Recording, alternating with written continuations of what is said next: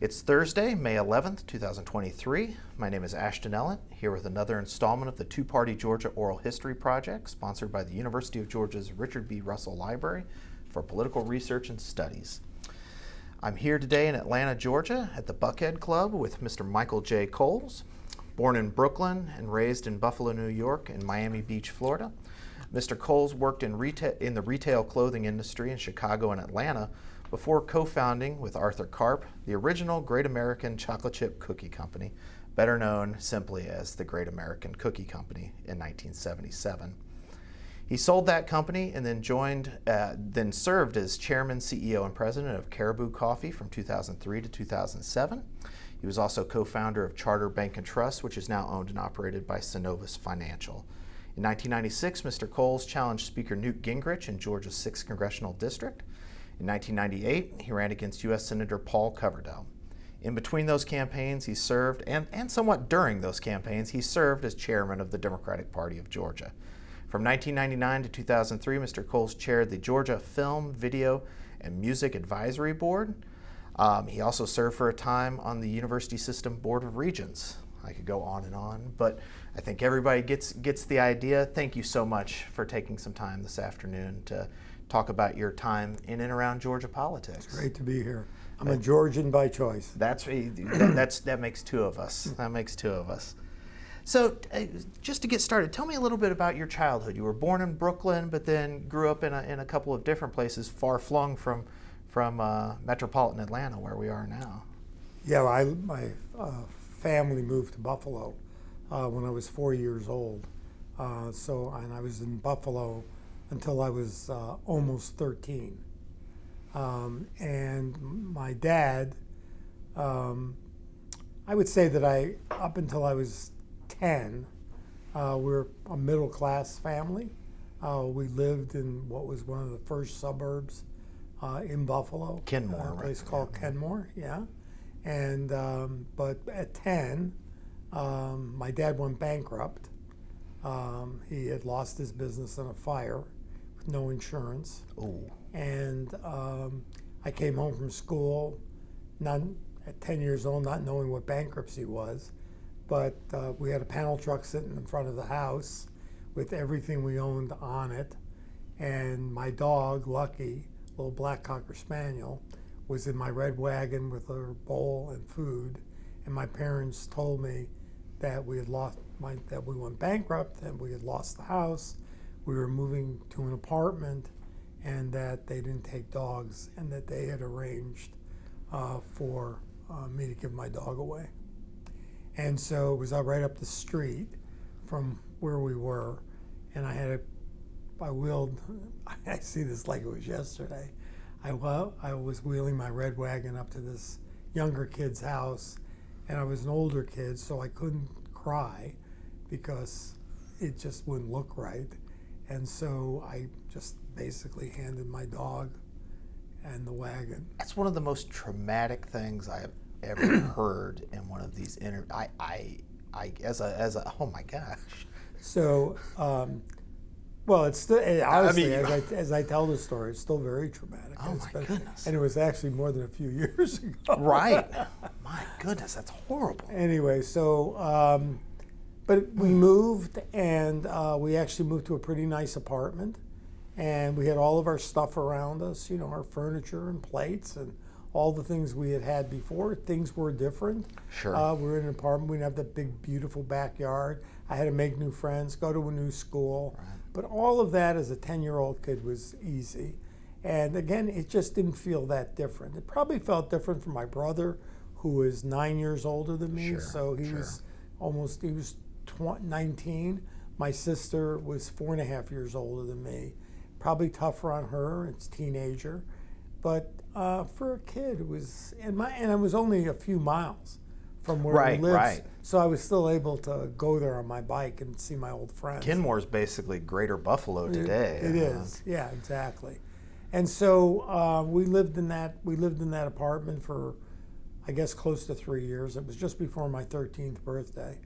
Mm-hmm. And my dad, who thought he would recover, had continued to spend more than he should have for our family, and even though some days that we had no food, but he basically, his wages were being garnished. He was barely bringing home a paycheck, and my parents sold everything: furniture, dishes, silverware, sold everything. And my sister and my brother was in college. My brother stayed at the University of Buffalo, and my family moved to Florida, which was a debtor's state. And so wages could not be garnished. And once again, my dad thought he would recover, and Right. start over again. He had a sister lived there, and so we had some family. But my aunt, who we moved to the same complex,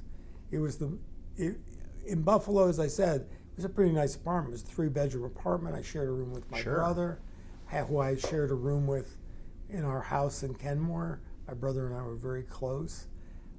This time I had to share a room with my sister. We were not very close. And it was a 1-bedroom apartment. It was less than 300 square feet. My parents had to sleep on a screen porch that had no screens. In Florida. In Florida, no air conditioning. It was the most disgusting place I've ever lived in my whole life. And at then almost 13, I understood what bankruptcy was. Yeah. And so I remember this like it was yesterday, and it's also a story in my book. I woke up, and honestly, on my way down, as a almost 13-year-old kid, almost a teenager, and I thought about the fact we were moving to Miami Beach, my vision of teenage girls in bikinis or bathing suits, I should say, was, am I thinking about what my teenage years were going to be like as opposed to living in Buffalo? This all seemed pretty good to me until that morning. And when I woke up that morning, I realized what I had thought it would be was not going to be, and that I had to help my family, and I was going to have to get a job. Right. And so it was not heroic because, again, I was pretty angry about it, but I just felt like I had a responsibility and I had no choice. So I went out. I got not just one job, I got 2 jobs. Got a job working as a beach boy, which was big in demand on Miami Beach. I'd get up every morning at 5, show up at the hotel at 5:30, put out... Set those chairs and umbrellas. Yes, that's exactly right. Set those chairs, umbrellas, and mats on the lounge, on the wood lounges, and then I'd go to school. And stay in shape that way. Yeah, and then after school, I would go back out and do everything in reverse, take it all down. Right. And then on weekends, I got a job with a handyman who was an electrician, plumber, carpenter, and I worked with him on the weekends, and then I gave all the money to my parents. What were your parents doing work-wise or for money? My dad went to work. After he went bankrupt, he got a job in a appliance store in Buffalo, Right. called Delgado's. I can't believe I even remember that. The guy that owned it was a guy named Nick Delgado who loved my dad. And actually, when we moved to Florida, Nick flew down to try to get my dad to come back. My dad was the best salesman he had ever had. And my dad, there was no way he could go back to Buffalo because of all of the money he owed out. Sure. So, but he went to work for Sears and selling appliances. I think selling appliances. Mm-hmm. Not much money. My mother, it was not a lot of work for women back then. If you weren't a teacher, basically, she did just some odd jobs here Right. and there, but there was not much money, and Right. so at one point during my high school years, I was making more money than my dad was. Did that ever cause any My dad friction? and I had a horrible relationship. We had a horrible relationship from the time we moved there until I was probably in my mid-20s. Part of it was I was a kid, and I honestly, maybe this is not what we want to talk about, No. but I didn't really understand what my dad went through. My dad had to quit school when he was 11. He was the sole supporter of his family at 11 years old. And he finally had built a life where he could buy my brother a car at 16. You know, we had great clothes and great meals. My dad had a garden, you know, was learning to plant food, and for us, you know, fresh vegetables and stuff. It just never even dawned on me. As a 10-year-old kid, I mean, a 13-year-old kid, it never even occurred to me the trauma it had to have on my dad. And it honestly, it took me till I was not even beyond my 20s to even be able to reflect on how upside down and how crushing that had to be for him to just basically lose everything and have to start over. Right. And twice. Right. Especially when he knew what it was like to start. Yeah.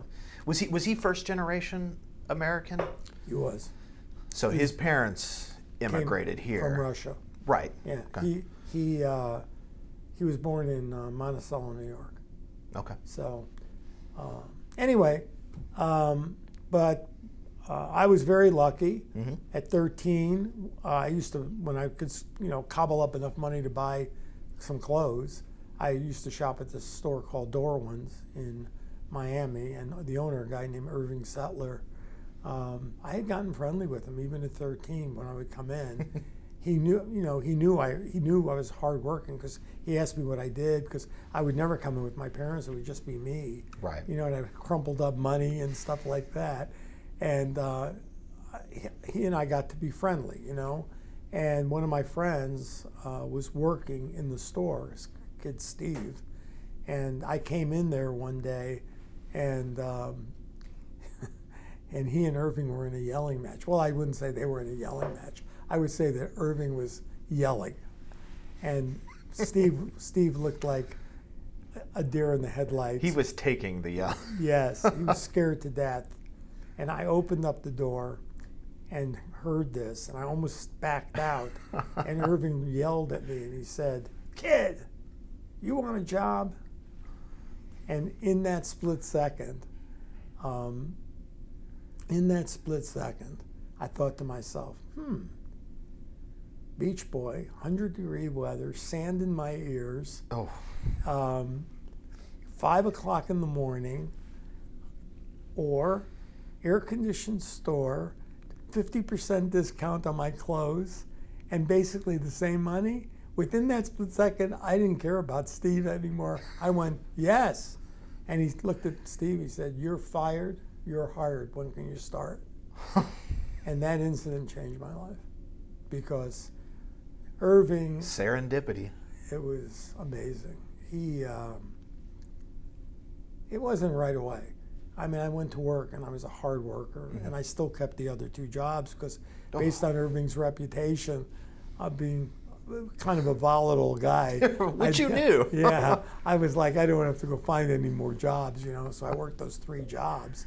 And he, after a while, he realized I wasn't just there for the money. I was there because I loved it. I mean, I loved the clothing business. It was just fascinating to me about understanding fashion and all of that. So you talked about your relationship with your father, but you also said your father was a fantastic salesman. So I assume...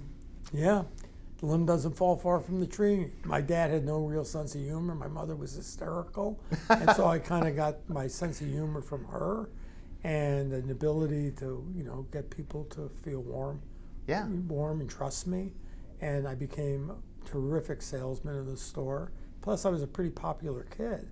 And so Irving's store was transitioning from an older men's clothing store to a young men's fashion store. Okay. And that's why he had hired my friend Steve, because Steve was a year older than I was, a grade ahead, was a pretty popular kid, and Irving figured it was a way to get young people to start coming to the store. What year are we talking about? Oh my God, 57. Okay. 1957. Okay. It was the same era that West Side Story was filmed. That era of,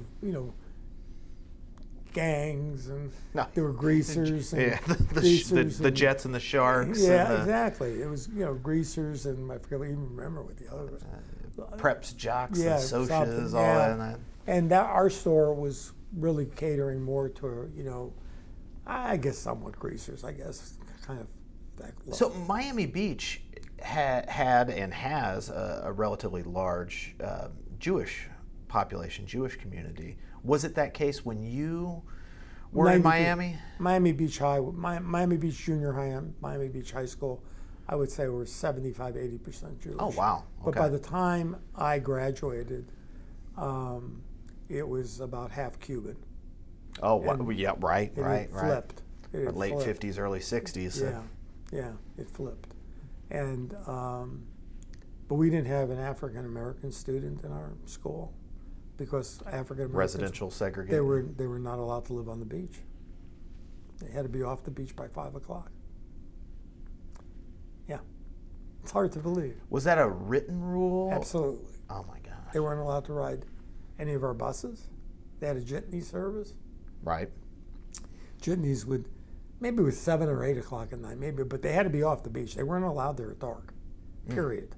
And they had a jitney service that was run out of Miami, and all of the black people on the beach, maids, unless they were a live-in, Sure. which right. were not allowed to be out. I know, it's hard to believe. The jitney service would pick them up and take them back. Well, I know residential segregation is in Miami-Dade and Broward is still pretty bad, but I can only imagine how, strictly delineated Yeah, those it was easy. neighborhoods were. It was easy because you had water, right? You had water and bridges. Right. So, and it was unbelievable because you'd see this, like in the hotels, you would, and I worked, because remember, I stayed a beach boy. Right. Until I was 16. And in the evening when the sun would go down, you would see this shift, the change of staff that went from all black to all white. That's It was wild. it was crazy. And the jitneys would be lined up. I don't know how many jitneys there were on the beach, but there had to be a lot. Right. Didn't pay much attention to it because Right. it's just the way it was, Right. So, Which helps explain later on in the 70s and 80s the amount of racial turmoil and violence that came out of that sort of that strictly segregated. So I community. worked for Irving from the time I was 13 till I was 19. I wound up by the time I was 16 doing all the buying for the store, and by the time I was 17 I was managing the store, even though I was in high school. At 17 years old. Yeah, I was managing the store. I know lots of 17-year-olds. I wouldn't let manage a paper route. And then in my senior year of high school, I left. Right. To go live with my brother for my senior year. This is your brother, Jerry? Jerry, yeah, good memory. Yeah, so I went to live with Jerry, and because my brother was really stepped in at a really important point in my life because I was flunking out of high school. I mean, you had 3 jobs. Yeah, I never did homework. And my brother is my favorite story. My brother, I moved up to Rockport, Massachusetts. Okay. I came from a school where my classroom was 50 students and my graduating class was 58 at Rockport. And so I went in to register for school, and they had 2 lines. You could go on the trade school line, I wasn't called trade school, it was some other name. Probably vocational, technical, Yeah, or something like or that. you could go on the college line. And I had no chance of going to college with my past grades. And my brother said, no, you're going to take the college line.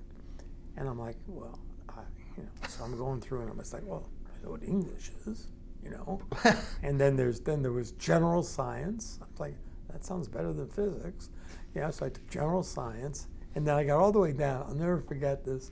And there was a course called basic math. And I'm thinking to myself, that's for me. I can do basic math. I can do basic math. So I signed up for basic math, and I got my books. I didn't even start school that day. I got my books and went home, and I started, the science book, I figured what it would be, and English is English, and basic math turned out to be basic math of solid geometry, calculus, trigonometry. It was a total math prep course for college. And I went to my brother and I just said, I got to go back. I got to take something else. There's no way. He said, no, you can do it. And I was like, what do you mean I can't do this? I don't have any of this. And he said, we'll figure it out. We went to the library and I got books. Make a long story short, I wound up being an honor student. I passed straight A's while I was there. It was the hardest damn thing I ever had to do, because I had to literally learn all the old stuff to be able to do this new stuff. And I did some odd jobs here and there. Yeah. I had a car. I drove up there. I sold my car, so that gave me some money to be able to pay my brother to be able to, because my brother was a school teacher. He was not making, he couldn't afford to feed me and his 2 kids. Oh, wow. So, and his wife was an artist, and Rockport was an artist colony at that time. It's a whole different place now. But anyway, it was also the second thing. And then that summer, I was supposed to go to school. Yeah. And I started school in September, and Irving called me I was driving a cab up in Rockport, and I could give you that's a whole story. I was going to say that. Yeah. I was a good salesman, and it was honestly, until I started the cookie camp, it was the best paying job I ever had. Because really? Yeah, because we didn't have meters. You could put 6 people, and each person had to pay. And so I was a hustler, and sure, we can fit you in. Come on. And I only got paid very little money per hour, and I didn't get any of I didn't get any of the fee for the ride, but I got tips. And I had a 1-minute speech that did like 20 seconds. By the time someone got in my seat, they knew my mother was sick. I was saving money for her surgery. And I could do it. Just a reminder, this camera's roll. Yeah, it's okay. It's okay. I had to make money. I was going to go away to school. Yeah. And so, and the woman that I worked for, the cab company, which everyone hated, she and I had a great relationship because I was making a lot of money for her. Sure. So she would let me drive that cab anytime I wanted to buy it. While everybody else had shifts, I could take the cab home. And of course I didn't have a car. So, sure. Yeah. And it was great. So Irving called me, and we got out of school. I think we got out of school right after Memorial Day. Right. And so I had only worked like 3 or 4 weeks. Irving called me and said, I need you to come back. And I'm like, for what? And he said, look, the store hasn't been the same. This older guy that I worked with, a guy named Bobby, had died. And he said, if you'll come back, he said, I will give you a percentage of the store. I'll pay you, I think it was, back then it was like $150 a week, which was a lot of money. Yeah. In 1963. Maybe it was more than that. Oh no, yeah, it was. It was $175 a week. And he said, I'll give you 30% of the store if you'll come back. And he was desperate. Yeah. He said, and we'll figure out how you can go to college here. I said, well, I've already missed the timeline. I'm not going to be able to get in September. And he said, so you'll start in January. Just come back. So I was like, I don't know. I said, Irving, if I don't just keep on the plan, I probably won't go to college if I come back. And he said, no, you should come back. You can save money. And he talked me into it. So I went back. And what he didn't tell me was that he and his wife, Helen, had separated. And he was not even living in his house. He was living in an apartment, and there was all kinds of stuff going on. Right. But the bottom line was, after I got back, and after about 5 months, They got back together, and she hated our relationship. And so it caused so much stress between the two of us because we were so close. Yeah. He was like a father figure. They had no kids. And some dynamics at play there. oh God, she'd walk in the store, it would be like hate beaming from her eyes. Anyway, so the wind-up was, I guess maybe 8 or 9 months later, I left. And I had met a girl. I was just about 19. No, I was 19. I met this girl. I was 19. We dated for a while, and at 20 years old, we got married, which is pretty nuts. And we moved to Chicago, and I got a job in a clothing store in Chicago called Mr. Eddie, and he didn't want to hire me because when I was 19, I looked 12, and it was selling young men's. It was just like Irving's store, Right. Very expensive suits, and he just said, no one's going to take you seriously. I mean, you're just too young to be selling stuff this expensive. And I said, well, Irving, because they knew each other from the industry. Sure. And there weren't that many young men's clothing stores back in that day. It was just kind of starting. Right. And so he was the leader in Chicago, and Irving was he had 3 stores. Irving was the leader in Miami. And so they had gotten to know each other. And I said, well, just call Irving. And he did. He called her. He said to me, well, he says you're honest. And I said, well, that's good. He said, but I can't pay you what you want because I wanted $200 a week. He said, I don't pay my managers $200 a week. I said, well, I'll tell you what. Here's what I'll do. I'll go to work for you for 4 weeks. You pay me nothing for 4 weeks. You got nothing to lose because he already told you I'm honest. But let me go to work for you for 4 weeks. And at the end of 4 weeks, if you don't think I'm worth $800, just don't pay me. Just say thanks, but no thanks. I said, but I'm not working for less. And he said, it's a good deal. He said, okay. And he sent me to his Skokie store to work. Oh, yeah. And, I know it and, well. I was a good salesman. And one day he walked in the store. This was probably my 7th or 8th day working there. And he walked in, and he was a crazy guy, Eddie Pillay, and who I became very close friends with. But there was a pile of suits and sport jackets on the counter. And he walked in, and he was a nut about stuff like that. And he walked in and he said, who put this pile here? Not hello, not how you doing. Right. Who put this pile of clothes here? And I said, I did. And he said, well, get it away. And I said, it's all sold. He said, what do you mean it's all sold? I said, it's all sold. I have a father and a son. Father came in to buy his kid a bar mitzvah suit. And I sold the son, he was a little guy. And I sold the son like a couple suits and a couple sport jackets. And then I turned to the father and said, what are you doing for the bar mitzvah? And he said, I'm going to have to get something made. I said, I can fit you. And he bought like 10 suits and a bunch of sport jackets and shirts. Now remember, this is 1964. Yeah, 1964. The sale was almost $3,000. It's the biggest sale. Yeah, it's the biggest sale ever made in the store. My God. Yeah.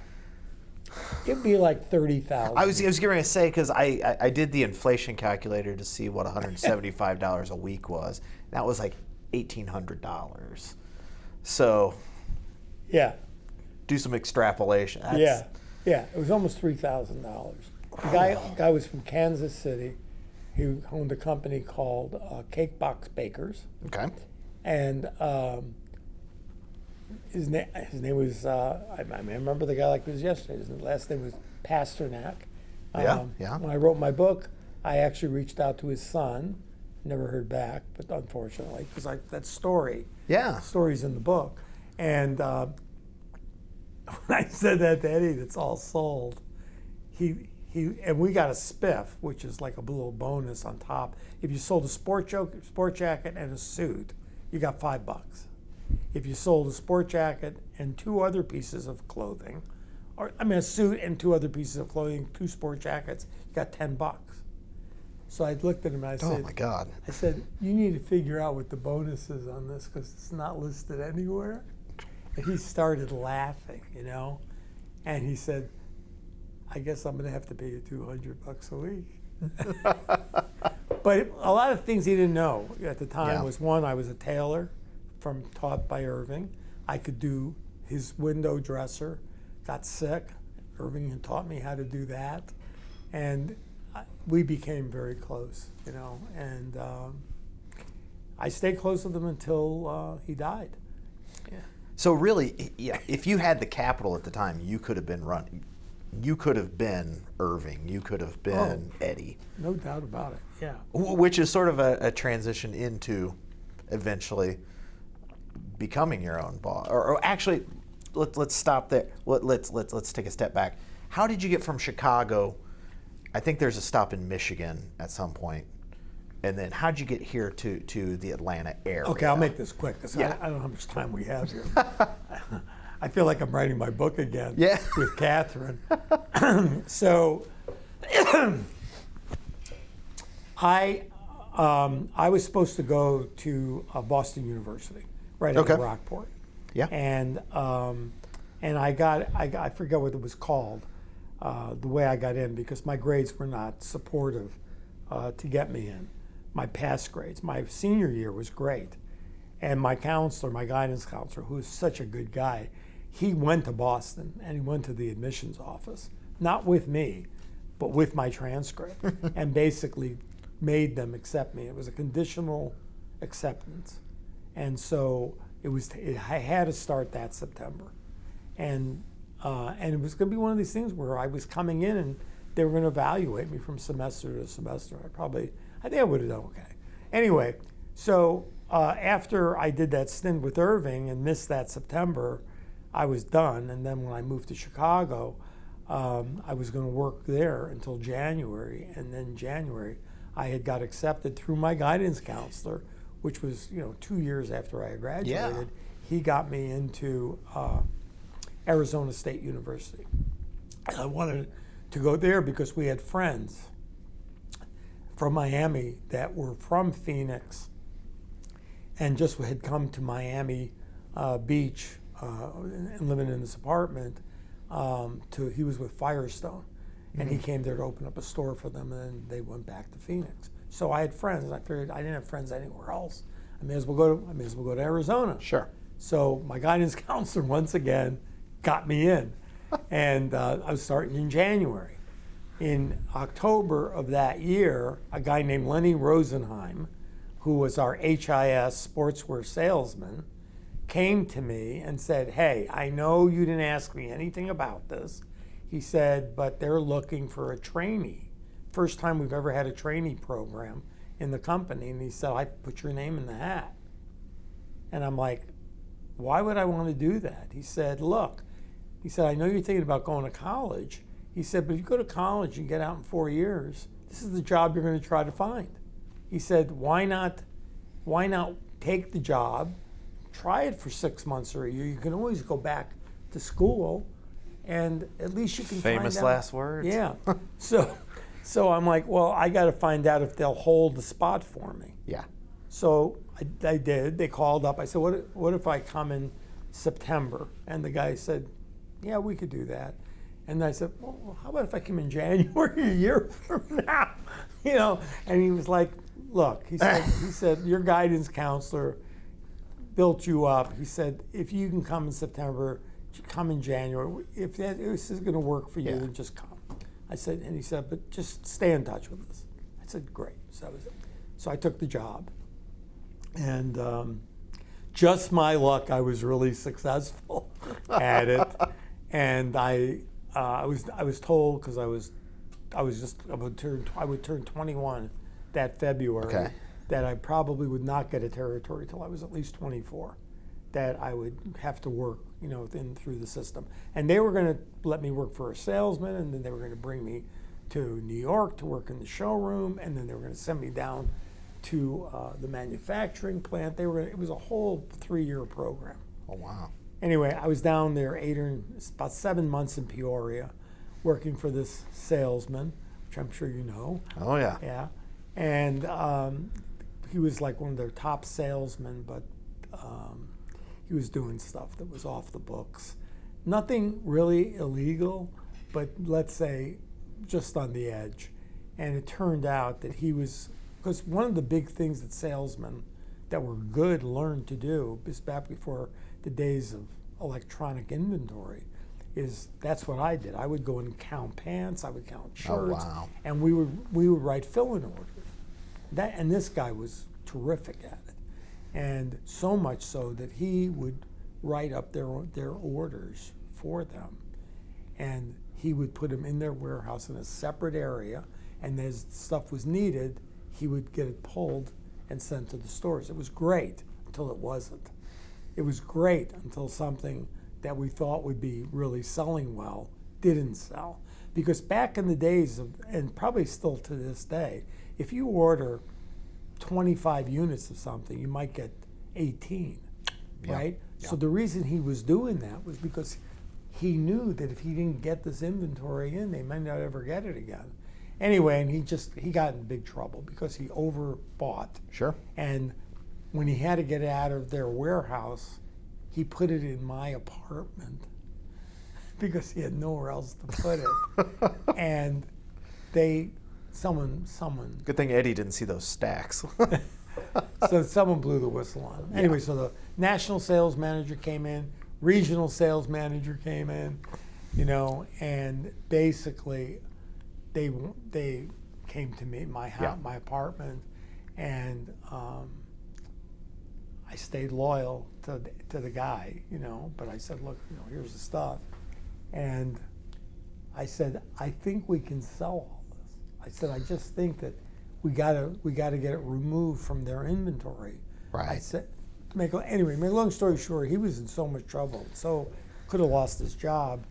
And he was letting me call on some customers, and so I sold it all, every bit of it. It was like $100,000 worth of stuff, and I went out and wrote orders for all these little accounts that he really didn't want to go see. I opened up accounts, and I sold stuff, and I got rid of almost everything. So after I did that, I got a call from this guy, Bob Lurs, and he said, I want you to fly to Cleveland. I want to talk to you. And he was the guy that originally hired me, but he had now become national sales manager. And so I flew to, no, he was regional. He had half the country at that time. So I flew to Cleveland and went to his house, and he said, I got a territory for you. And I'm like, really? He said, yeah, I want you to move to Grand Rapids. Take Western Michigan. Our salesman there has done really well in Detroit, and we're splitting the territory. And I'm like, okay. And we worked, he told me what the deal would be. I had no money, of course. And I had no money to move, no money for furniture, nothing. I had nothing.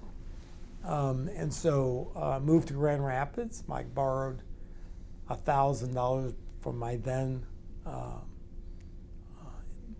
father-in-law.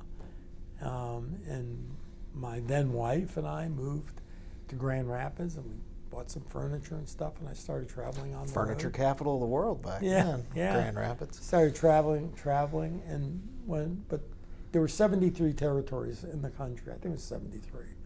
And this was number 73. But worse than that, worse than what Bob didn't tell me, was that at one time it was number 5. And that meant that every good customer they had in the state had dropped the line in that part of the state, which meant that every store I walked into, the minute I said I was with HIS Sportswear, they would show me where the door was that I came in. And so, if you know the way Michigan is configured, it's the lower part of the state, the lower peninsula, and then there's the upper peninsula.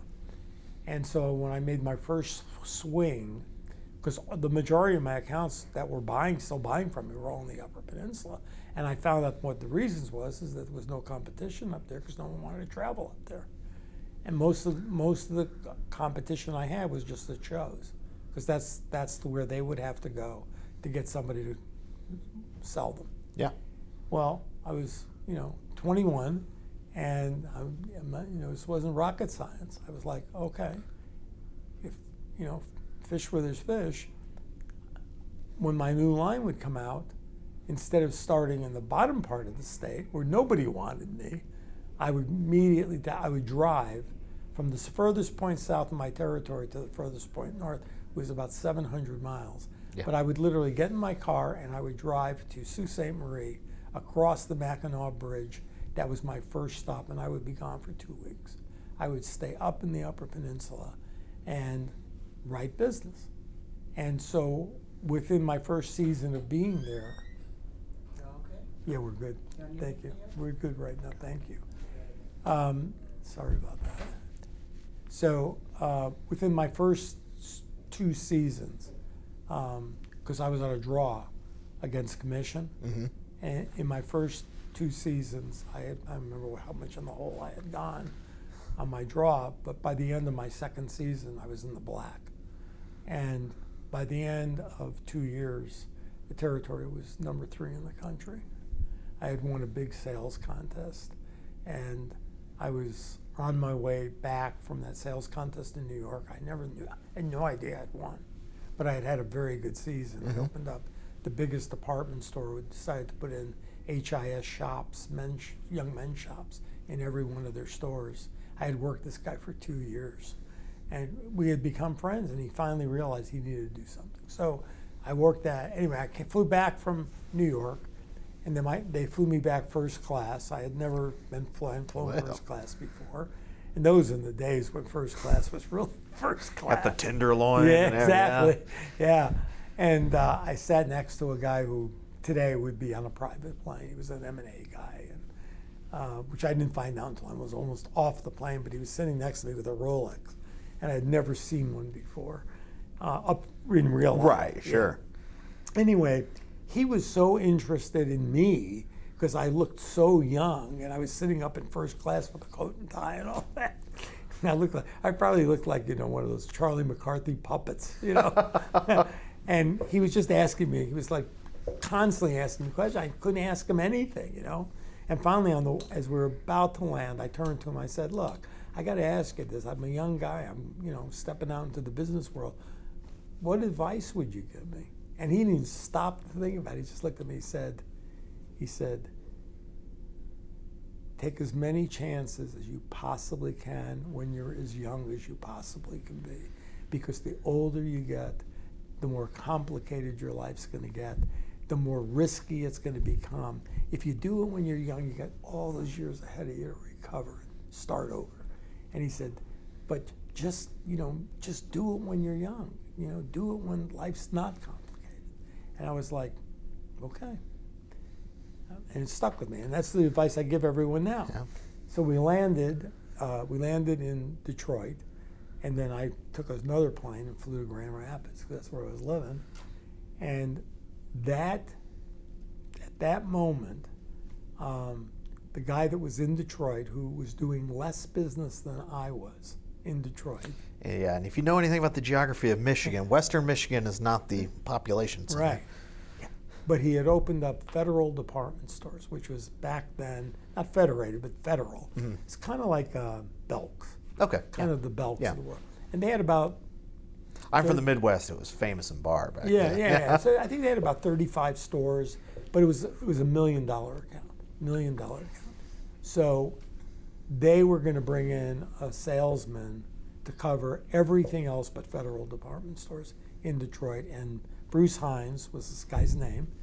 I can't believe I remember these names. But Bruce Hines was going to have Federal department stores, and they were going to hire someone else for the thumb. And so I called Bob Lurs, who was my boss, and he had called me to see if I knew of anyone that might want to get that job. Yeah. And I said, "I do." He said, who? I said, me. He said, what do you mean you? The same story. I was like, no, Bob, I want that. I want the territory. I want to move to Detroit and take the territory. But I don't just want that territory. I want the whole state, except for federal. I said, I'll hire someone to work for me in Western Michigan, but I'll rebuild the thumb. You saw what I was able to do here. Yeah. And he said, he went, kid, I can hear it like it was yesterday. He said, kid, slow down. You know, you just won the sales contest. You're all full of yourself. He said, you know, you're just starting to make some money. He said, just, you know, take it easy. You know, be where you are. And I'm like, no. I want that territory. And I said, I can do it. He said, you're too young. He said, you think you're going to walk into that time, you're going to walk into Hudson's department store, one of the top department stores in the country? You look 12. You know, they won't take you seriously. He said, you know, we need to get somebody older that's got some stature, that's got some time behind them. I said, yeah, like the guy that just ran the whole state into the ground. And he said, I can't do it. You're too young. He said, you need more seasoning. I said, Bob, this was in September. We had just gotten our new line. I said, all right, Bob, I'm telling you now, if you don't give it to me, when this season is over, I'm gone. I'm going to go. He was like, you're not going anywhere. And that was it. And he never came to work with me because I was doing so well. He was going into the places that needed him, right? Mm-hmm. So November, season's over. Right. They started to ship me the new spring line. And I got it. I mean, it came. And I called Bob up. I said, Bob, what's going on here? I just got the whole spring line. He said, what do you mean what's going on? He said, you need to go sell it. I said, I'm gone. And he said, what do you mean you're gone? I said, I told you if I didn't get the job, I was going to leave. He said, where are you going? I said, I'm going to work for a little company out of Atlanta called Mail, owned by Tad Kaminsky. And I said, I've flown down there. I've negotiated a deal with them. I've got the whole state. I said, and I start January 1st. I said, well, I start in December. I said, but I'm not going to do anything until January. He said, don't go anywhere. Got on a plane, came to see me. Nice guy. And he tried to talk me out of it. You know, it's a little company. Yeah, they had a little splash with one gene they came out with, but you're making the biggest mistake of your life. And I said, well, you know, I'm young, and if it's the biggest mistake of my life, I got plenty of time to recover from it. I said, but I'm gone, Bob. And I said, you need to find yourself a salesman. So January, I started working for Mail, and as luck would have it, I went from, this is hard to believe, I made $21,000 the last year I was with HIS. $21,000, but I had to pay my own expenses. So I probably spent $5,000 of that. Made about $16,000. The first year I was with Mail, I opened every major store in Detroit. Hudson's, Hughes and Hatcher. You probably, if you're from the Midwest, you remember Hughes and Hatcher. They had controlled a third of all retail spending for men's and women's clothing. I opened them up, developed great relationships with the guy that was the merchandise manager, the whole crew. I mean, I lived in those stores. And the first year I was there, I made $87,000. Oh, yeah. And the following year, they started running full-page ads of stuff, our merchandise. And every time they ran a full-page ad, I would send it to Bob. With a little note on it, you were right. No one would ever take me seriously. And he and I, we were so close. I mean, I was at his funeral. You know, I was a pallbearer at his funeral. He became president of HIS, and he was interviewed by Menswear magazine. Yeah. And they said to him, "You came from the He came from the carnival business." He said, "You've had quite a interesting career, and you're now president of the company." It was right after he became president, and they said to him, "You must have done everything right." He said, "I've had a good career." And they asked him, "Well, did you make any mistakes along the way?" He said, "I made one big one. I didn't promote Michael Coles." So that's it. And so I was very successful with mail. Right. And Tad called me up one day and said, "I want you to come to Atlanta. I want you to become our merchandise manager." I took a 75% cut in income to move to Atlanta. Why would you do that? Because I wanted to learn how the inside of the business work. I wanted to learn how about manufacturing. Okay. I knew a lot about, retail, and I knew Right. a lot about all those things that are involved in a retail clothing, but I didn't know the first damn thing about manufacturing. And I knew that whatever I was going to do for the rest of my life, if I didn't know how manufacturing worked, I would never be able to do it. And so I took this cut in pay and moved to Atlanta. Still pretty good living. I mean, I wasn't moving here and, Right. and having to eat ramen every night. But I moved into Huncliffe, here Okay. in Atlanta, and we had a nice house, and I learned the inside of the business. And then when the business started to move to Asia, years later, I decided it was time to get out of the clothing business and do something else, never expecting that the cookie company would be more than a couple of stores. Really? Yeah, I just figured I would do something. I'd be doing something else, I don't know, either in manufacturing or clothing. In other words, it wasn't like I was going to walk away from the clothing business. I just wanted to walk away from the way I was involved in the clothing Sure. business. And I was working at that time with a company that wanted me to become president of the company. I'm still pretty young. I was still, let's see, how old was I? I was still, I was 32. So you look like you were 16 by now. Maybe. So, well, look, I'm almost 80, so I mean, I still look pretty young. You're doing pretty well, Michael. Yeah. You're doing pretty well. So I was interviewing with this company that was doing young men's suits, and the company I had was Great American Clothing Company before the cookie company. Right. And so that's how this guy got wind of me, and he wanted me to run this company, and the company was based in New York, and I'm like, I'm not moving to New York. I mean, I did that. I'm not doing it again. Because when I was with Mail, at one point I had an office in New York, and I used to stay up there. My wife and I would go up there. We had a baby at that time, and so the baby would go up and stay with us. We'd be there 3 weeks a month and stuff like that. So I'm not doing it now because now it wasn't a baby anymore. Right. So he said, no, you can. We're thinking about open a showroom in Atlanta, and I said, yeah, but all your stuff is manufactured overseas. And he said, you don't have to do any of that. He said, you'll be able to stay in Atlanta. He said, we just want you to build a sales force, Right. and do what you did before.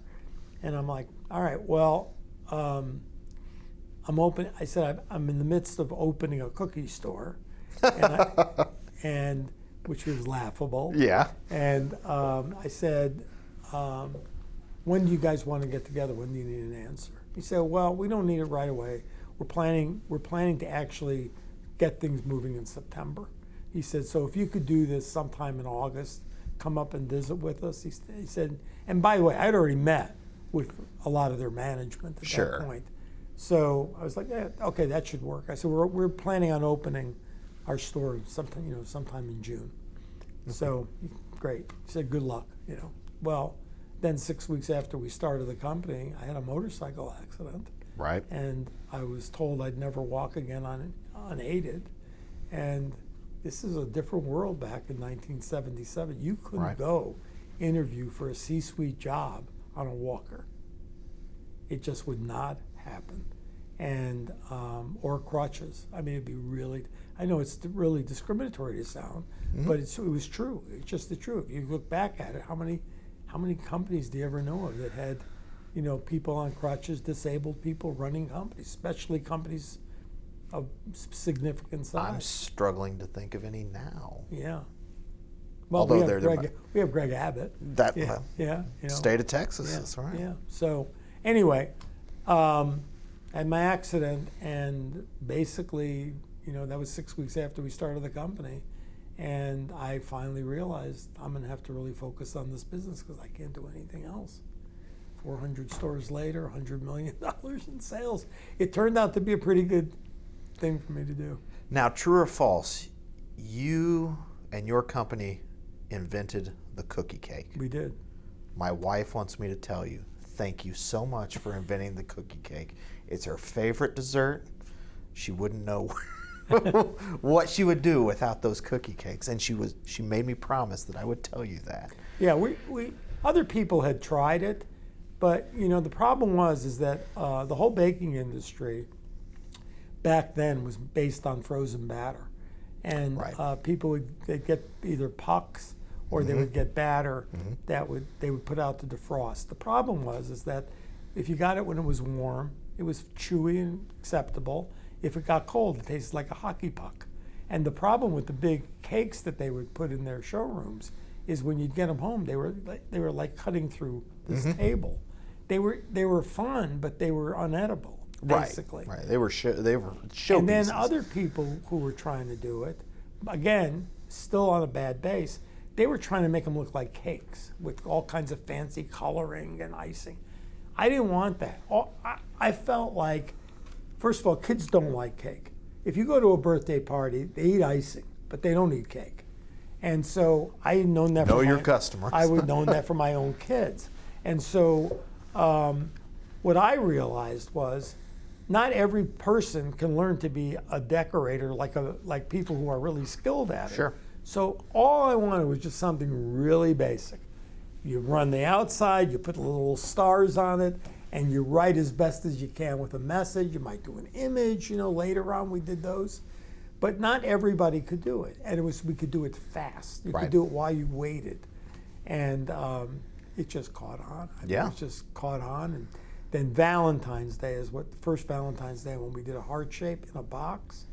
Oh my God, it just pushed the whole thing over the top, because back then people would think that heart-shaped box had chocolate in it, and they'd open it up and it would be, "I love you," on a cookie. Right. And it was great. Well, I cannot. The one of the funniest things that ever happened. Cookie cake. This isn't why we're here and talking, but it's funny, and I'll share it. Is my daughter, when she was in daycare in Athens, my wife brought a cookie cake in for Halloween, and the colors on this cookie cake, the frosting, were black, orange, and purple.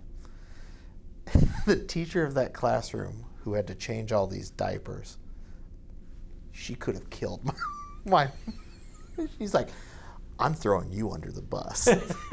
These parents can call you when they see what their kids ate.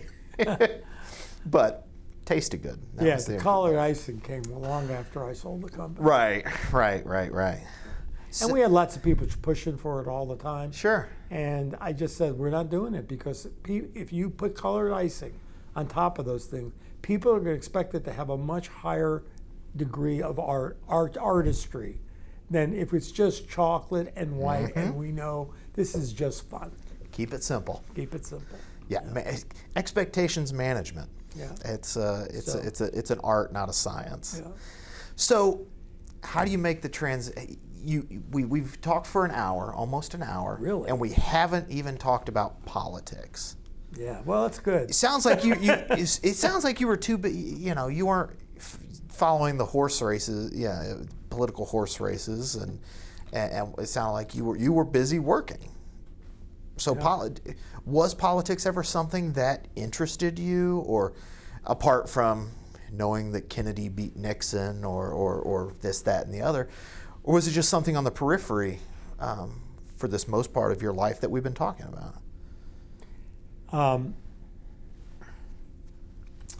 My wife was much more involved in politics than I was. My wife, when we got married, and after Jimmy Carter became president, which we had no involvement Sure. in either. First of all, we had no money. But my wife was very involved in the Equal Rights Amendment. And This is your wife, Donna? yeah, Donna.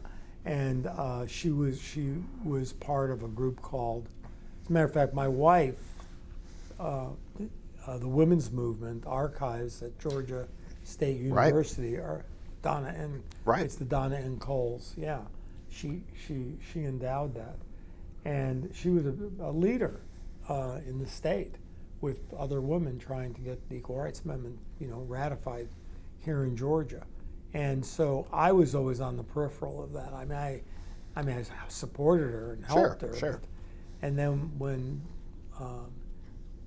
when Carter was president, when this was all happening, we had expected that he would do what Zell Miller did during that time, which was Zell Miller got on the floor of a joint session and talked about why it should be ratified, and talked about his mother, and he gave the most incredible speech on the floor, and Jimmy Carter did nothing.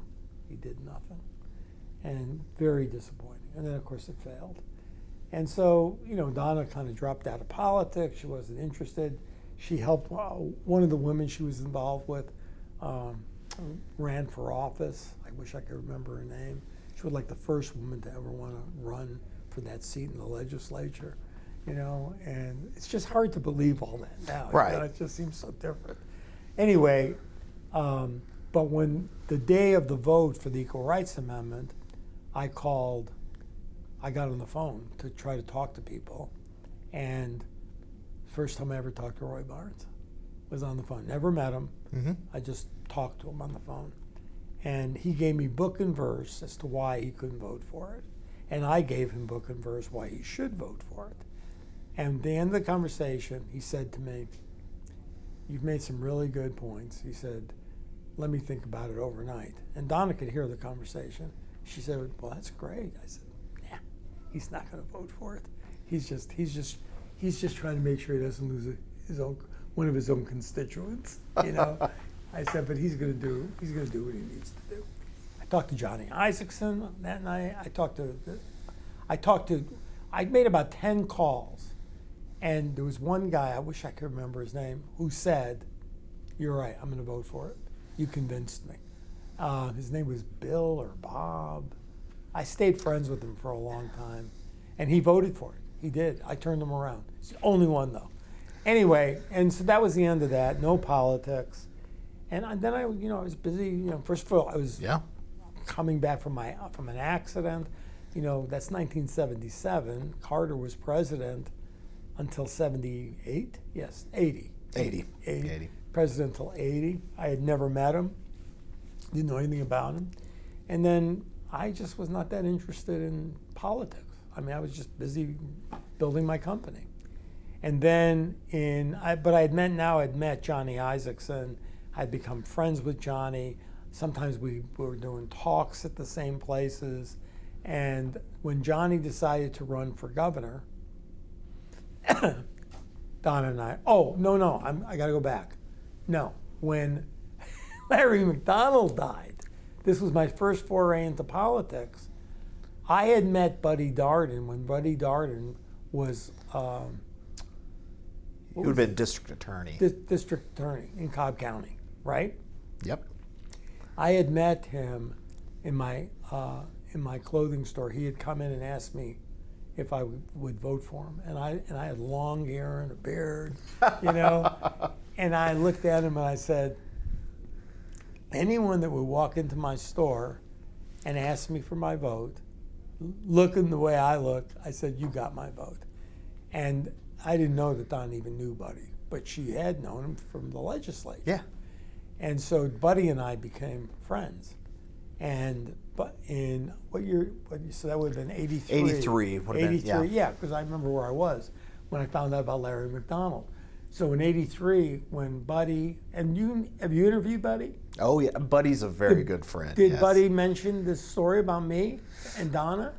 Maybe. I interviewed Buddy back in 2017. I'd Buddy, have to go back. Every time I see Buddy Darden, and anytime I'm with Buddy Darden and someone else comes up, this is exactly what Buddy Darden says. This is Michael and Donna Coles are the ones who won my first race, because they gave me the money to run my television ad.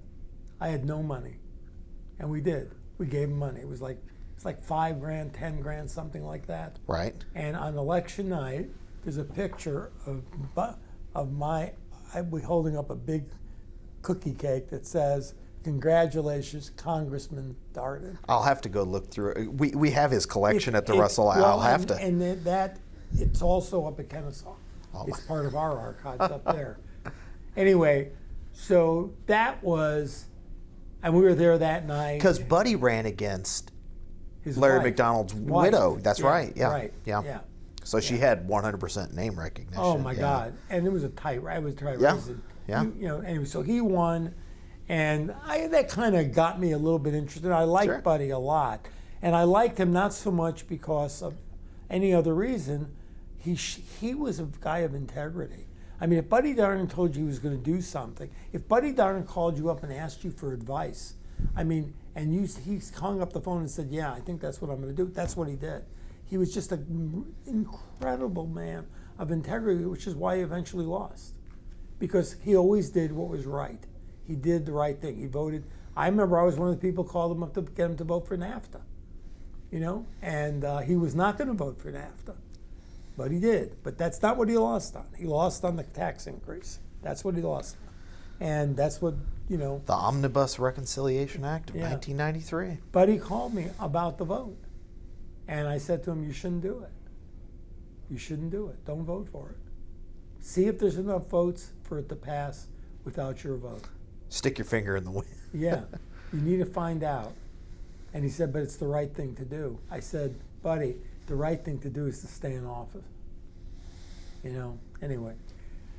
So that was, I don't remember what year, that was 94. So that Yeah. was 94. So before that, we're here talking, and you're a former chair of the Democratic Party, but you've mentioned Johnny Isaacson. You actually supported Johnny in 1990 over Zell. Yeah, 1990. That's really how it all really began, because I guess maybe it's the Buddy thing was already, we had been supporting Buddy every year, every cycle. So in 1990, when Johnny decided to run for governor, we were all friends of his. I mean, every Democrat in Cobb County was going to support Johnny Isaacson against Zell. And I remember he had his first major rally up at Lake Allatoona, and I had a yacht up on Lake Allatoona, and we brought a whole group of people on my yacht and made this, we deliberately, we came in, Marietta Journal was there, Maggie Willis was there. Is Maggie still alive? I don't know. Yeah, she'd be another good one for you to talk to. But anyway, I came around in the boat. I didn't do it really hard, but I turned it in so that it would make a big wave.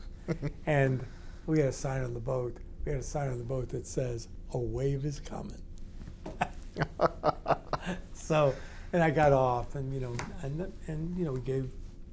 we gave Johnny money, and we tried to help him as best we could, and then he lost, Right. which everyone knew he was going to lose. I mean, he won Cobb County, but he lost. Anyway, so right after Zell got elected, Zell formed this thing called the Governor's Roundtable. Mm-hmm. The Georgia Roundtable. It's called the Georgia Roundtable. And Ray Weeks was the head of it. And I got invited. I joined because I'm just not stupid. And my company was at that point really starting to make a move. And never hurts. It never hurts to know people of importance. And so I gave $5,000 to join this group. And that was the first time I met Steve Seelig. And that was the first time I met Ray Weeks. And I met, a lot of... Yeah, the movers and shakers. Yeah. I lived in Cobb County. you know what I mean? There weren't many movers and shakers in Cobb County.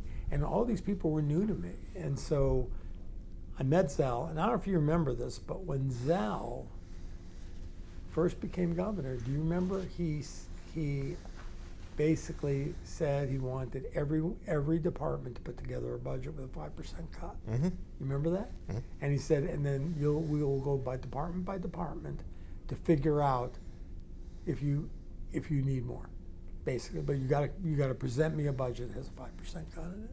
And it made the newspaper. I mean, it was like, who does that, right? Right. So he was taking it from everybody. And I walked in that morning. I had met him in 1982 when I was about to go across the country for the first time on my bike.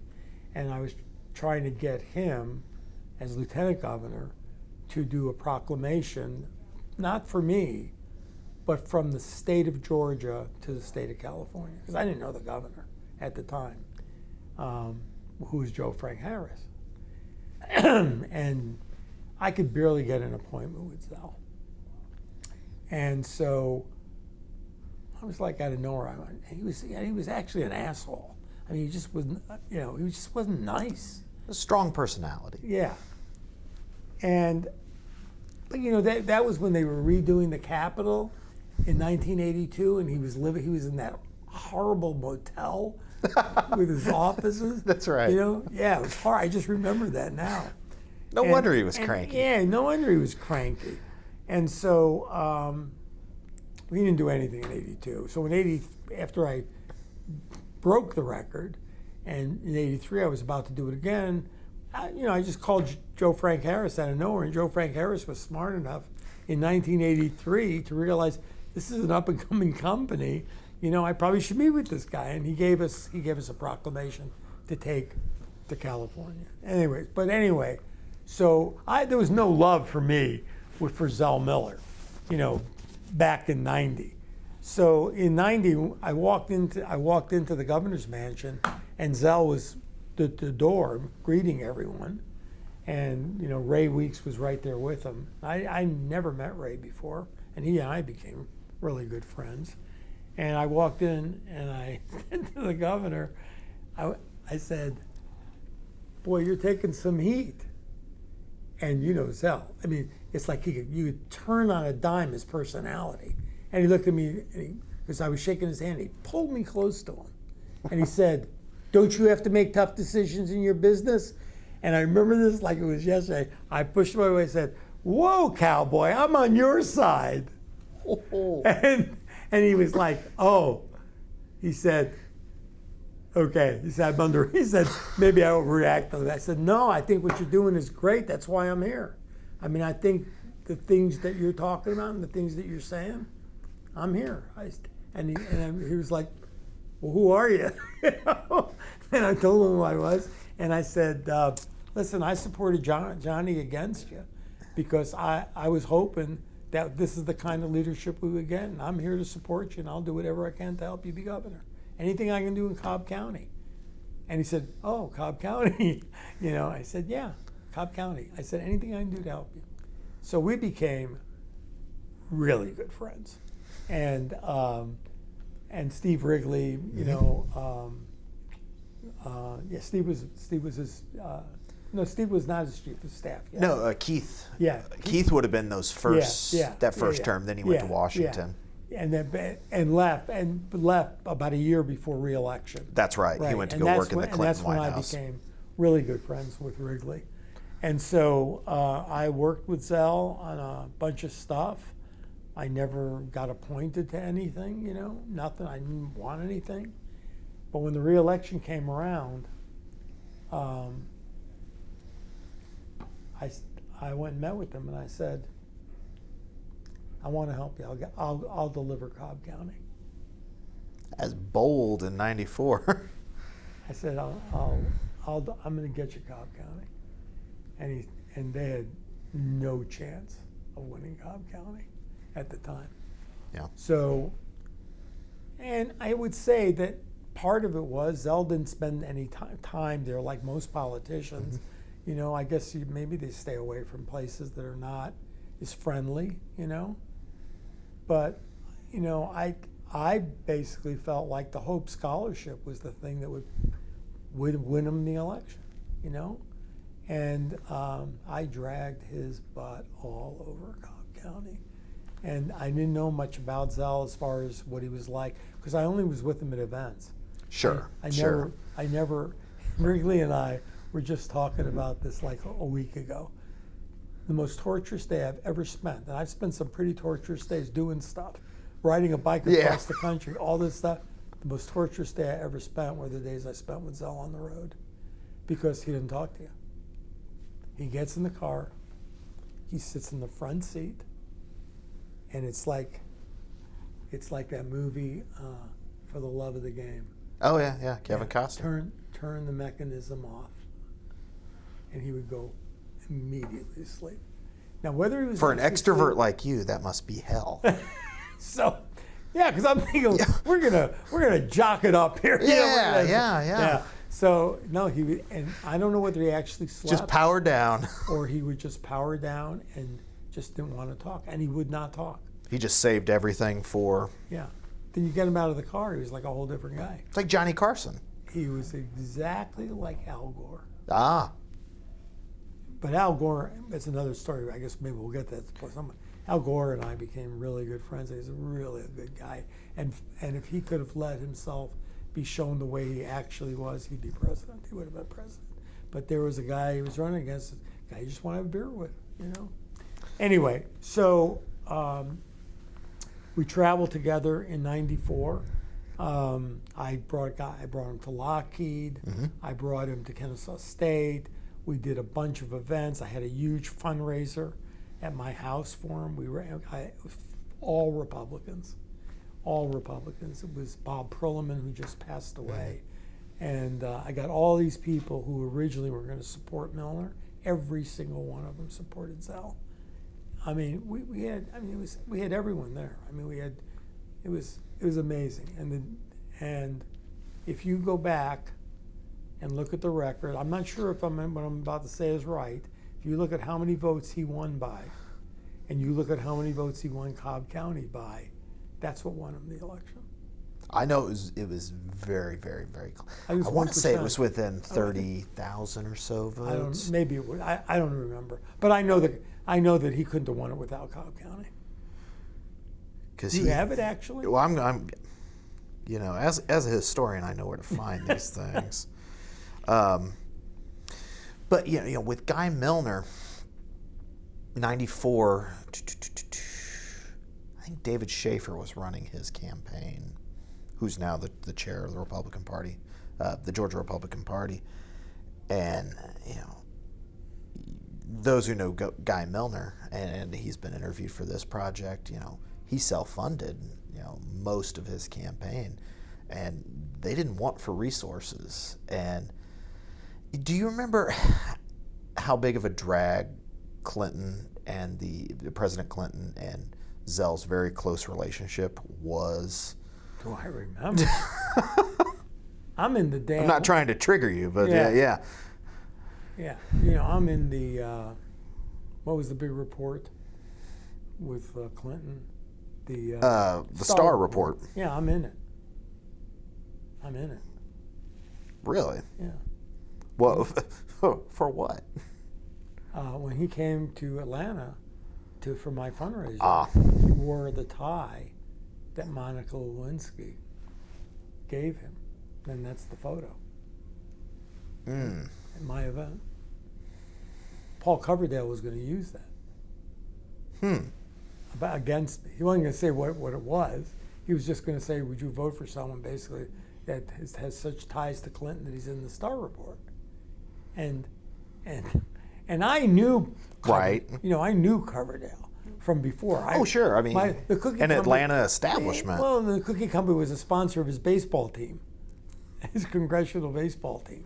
So I called them up on the phone because we got wind that they were going to do that when we found out about that I was in the Star Report. And I literally called them up and I said, Paul, come on.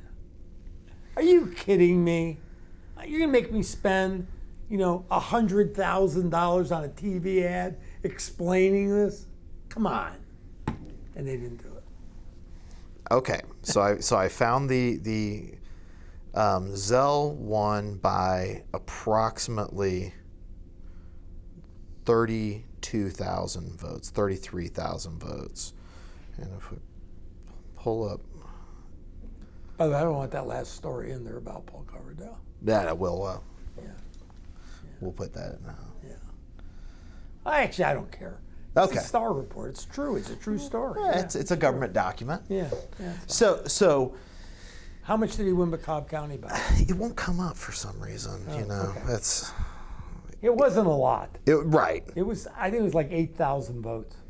Well, in a lot of a lot of it was people more. think people overlook is even if you lose places, it's the margins. Right. It's the margins that matter. I mean, and Senator Ossoff and Senator Warnock can tell you that about It county. was more because they had. I think they had projected the most they would win by was like 8,000. I think it was 15,000 votes. No. Something like that. It was close, but they won. Right.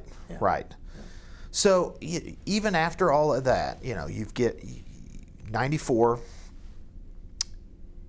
That rolls into 95. There's a new Speaker of the House. He's your congressman. What was your relationship like with Representative Newt Gingrich, if you had one as a Cobb resident before '96? Yeah. So, in 1994, I was the finance chair. I was finance committee chair at Kennesaw State University's foundation, Okay.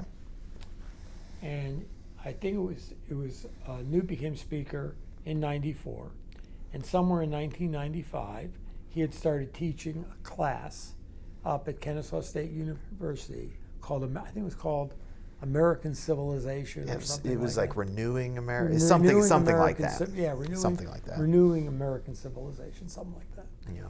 And people would pay for this class, and then the money would go from the foundation to this other organization, which turned out to be the Republican Party. And basically, it put our tax-exempt status at risk because we were basically supporting a political PAC. And of course, Right, the Go Pack. Yeah. which yeah. we, of course, didn't know. And our tax-exempt status went on the line. We had to spend $300,000 or more with King and Spalding to fight losing our tax-exempt status. Newt offered to do a fundraiser for us to help raise the money, and we're like, no, you don't understand. That would make it even worse than we are right now. And honestly, I mean, I had worked with Newt on some stuff before that, but it was the fact that he had put the school in that kind of jeopardy, I was just angry about it. And, my wife and I had already endowed the business school. I was deeply involved. I was on the line to become chairman of the foundation. And so I'm like, I was pissed. And I'm like, I got to find someone to run against this guy that has a chance, because he was not popular in Cobb after he became speaker, because he was never there. And so I went out soliciting people to run.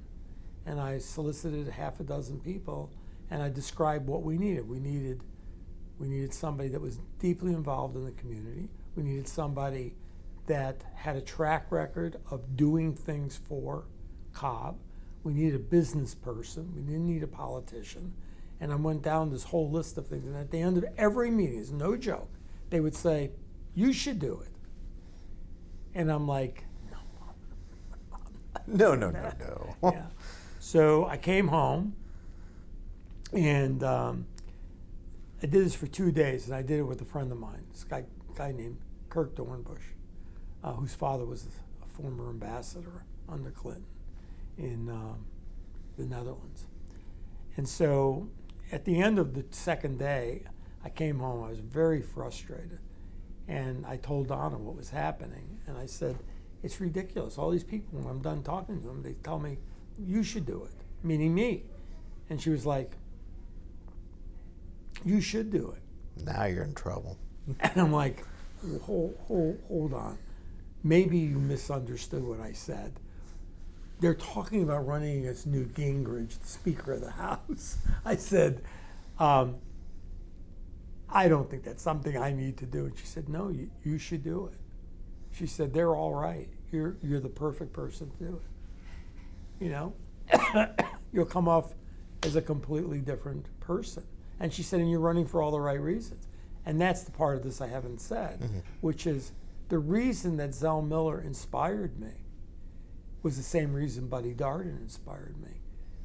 I don't know what backroom deals Zell did. I'm sure there were some. But at the end of the day, what he did for education in this state has a legacy that no other governor of any state has, anywhere. I mean, Zell Miller, every good thing, you know, everybody says the greatest governor every time it's whoever's a governor. Roy Barnes once said that. I said, the best governor Georgia's ever had. He said, the best governor Georgia's ever had is the one's currently governor. But the truth of the matter is, Zell Miller is the greatest governor this state ever had. What he did for this state was he took away the ignorance that people had about Georgia and what it was like to live in Georgia, grow up in Georgia, be educated in Georgia.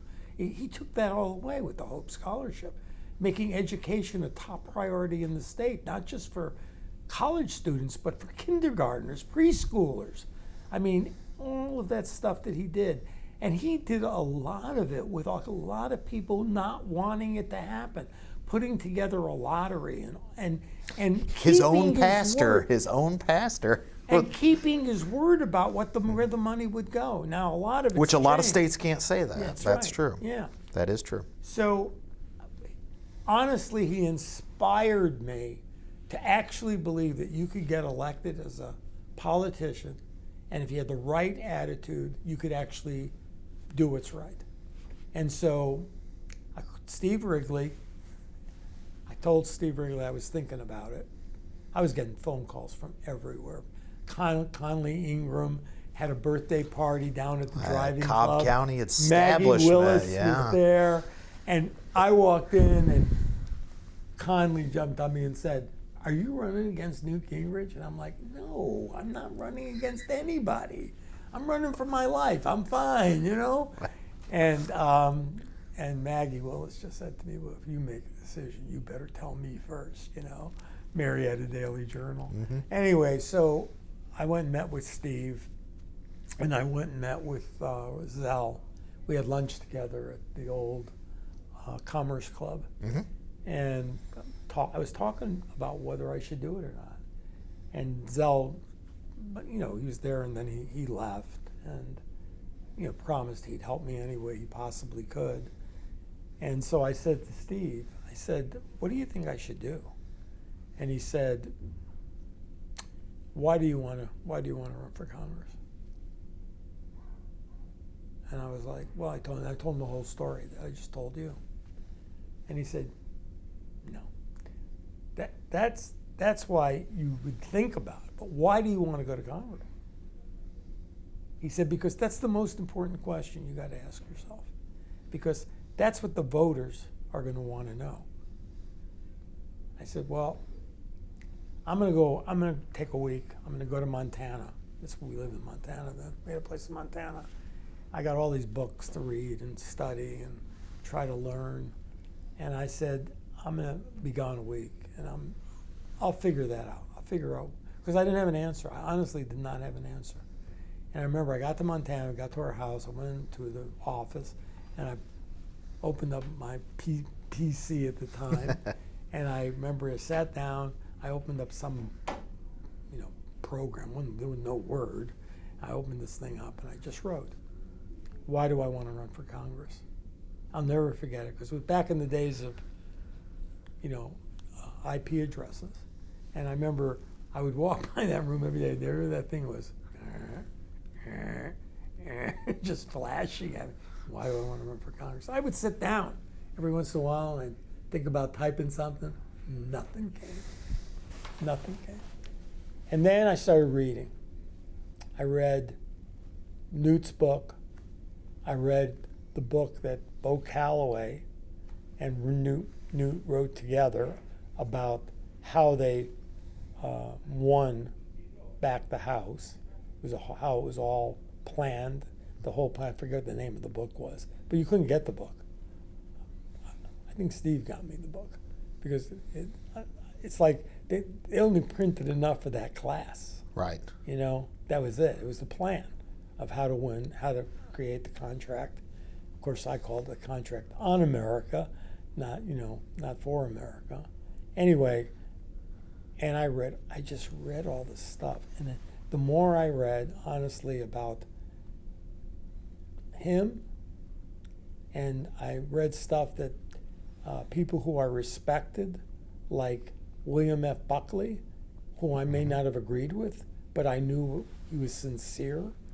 And I read his quote about Newt. He said, Newt's not a conservative. Newt's an opportunist. And I started thinking about what happened at KSU, and I just started thinking about just all of that. And I remember I was sitting in my dining room when I was reading this, and I got up, and I walked through the kitchen, and I walked over into the office, and I sat down in front of that typewriter, and I wrote this. I want to go to Congress and be a congressman that I would want representing me. I want to go there and just do the right thing. And if I don't get reelected, I don't care. But I'm not going to make a vote by holding my finger in the wind. I will do what's right. And if that's not good enough for the people, that's fine. But that's why I'm going to run, and that's going to be my message. I don't need a new job. I don't need another career. I just want to go and do the right thing. And I want to give something back to a country that has given a poor kid like me the opportunities I've had. I don't want to see the American dream disappear. I'm paraphrasing, but that's basically what I wrote. And I called Steve up and I read it to him. And he said, you should run. You should run. That was it. How did you set about running a campaign against really a national figure? Now, he's your local congressman, he's from down the road, but he had such an outsized national personality and platform. How did you campaign against that? Let me tell you about the first day. Yeah. So we went up to Kennesaw State University, and we went to the Coles College of Business to do the announcement. We had about 500 people show up. And not only did 500 people show up, the London press showed up, Japanese press showed up, press from all over the country showed up. Talk about baptism under fire. It was seriously, it became like the scariest day of my life because I'd never seen anything like. I never expected this. That my campaign manager never expected. We had to get a press van for the campaign. You expected the Daily Journal and the Constitution. Exactly. Yeah. Because look, for all the years I was at KSU, and we were always trying to get publicity, we couldn't get people from Atlanta to come with a camera to film anything up there. They didn't want to go across 285. Now I got people coming from the other side of the world. It was a crazy day, and Newt, I guess the Republican Party, not necessarily Newt, but they thought that this would be so clever, and it turned out to just kick them in the butt. They had a guy out there dressed in a Cookie Monster suit, and it said, he held up the sign, and he said, it's something like, "This is Newt's Cookie Monster." and everybody thought I did it. Because it was like such a cute way to, and I never would have done it because I knew the copyright issues that were involved in it. I would never do anything like that. But it became a picture, and it was because it just backfired completely on him. It made me look like this warm, fuzzy, Sesame Street character. And so we had the announcement, and then afterward I was like bombarded with cameras and,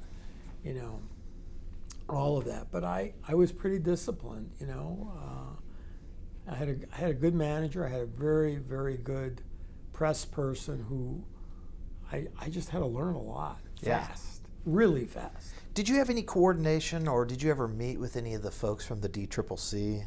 Or before I announced. Did they did they offer support and assistance, or did they say, "Thank you very much, Mr. Coles, you're on your own"?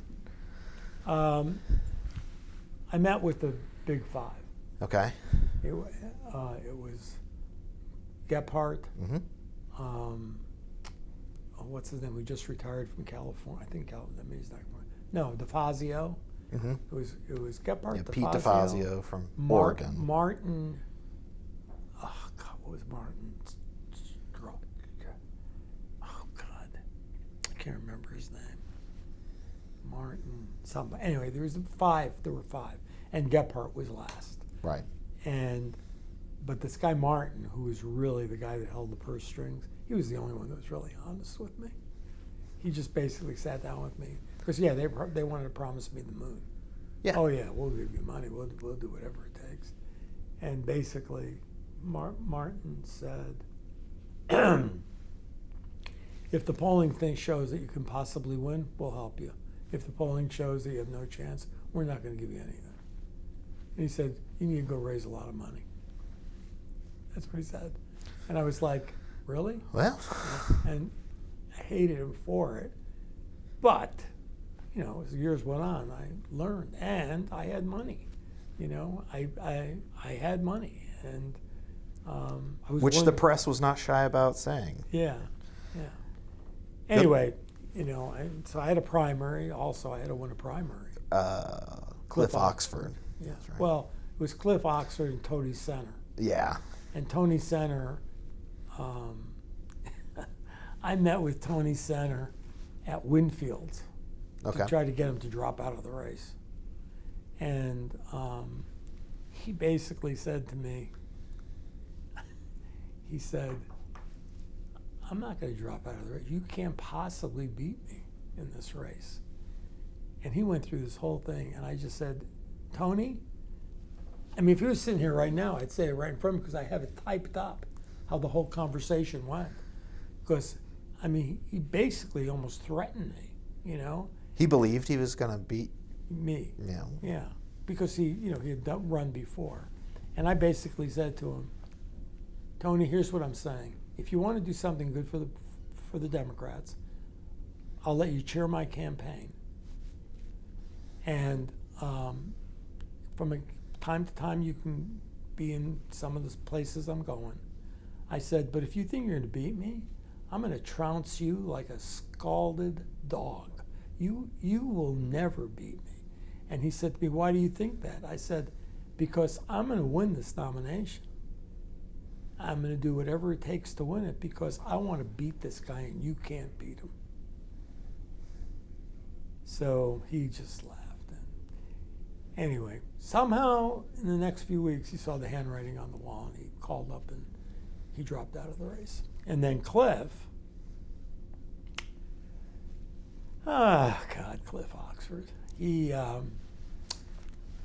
called me up and said, by the way, I had not officially announced at this point. Okay. So Cliff called me up and said, I'm thinking about I'm going to probably drop out of the race, but I want to have breakfast with you. So I said, okay, it's great, Cliff. We had sent word, to both camps that I wanted a clear runway. So I didn't have to spend a lot of money because I wanted to spend it on the general election. Right. So I went and met with Cliff and we met at La Peep in Cobb County. Not the one on the square, but the one down by Windy Hill Road when it was there. And God, it shows you just what a neophyte I was. First thing he said to me was, "So you're definitely running?" I said, "Yeah, absolutely, I'm running. I'm going to run. I'm going to announce." He said, "Well, I'll help you any way I can." And, talked through it. He was really nice. We shook hands, and and he said, "I'm going to do it tonight." There was a Democratic meeting in the same area, and he said, "I'll announce it tonight, and I'll throw my support to you." I said, "Cliff, that's great. I'd love to work with you." And blah blah blah. We go that night, and as we're walking in, he's standing there handing out Cliff Oxford stickers and buttons and all of this. And I still haven't announced yet that I'm running. And again, I had no idea why he would have done that. The day I announced, he had the recording of me talking about running prior to formally announcing, which is an FEC violation. And I got charged, for campaign violation. I was so upset about it. And my campaign manager said to me, "Everybody does that. Don't even think about it. Don't worry about it." He thinks that's going to make some big splash and tarnish you, but nobody cares. He said, the only people who care about that stuff are politicians. He said, just don't even think about it. Just go forward and run the campaign. So he and I campaigned against each other. We did.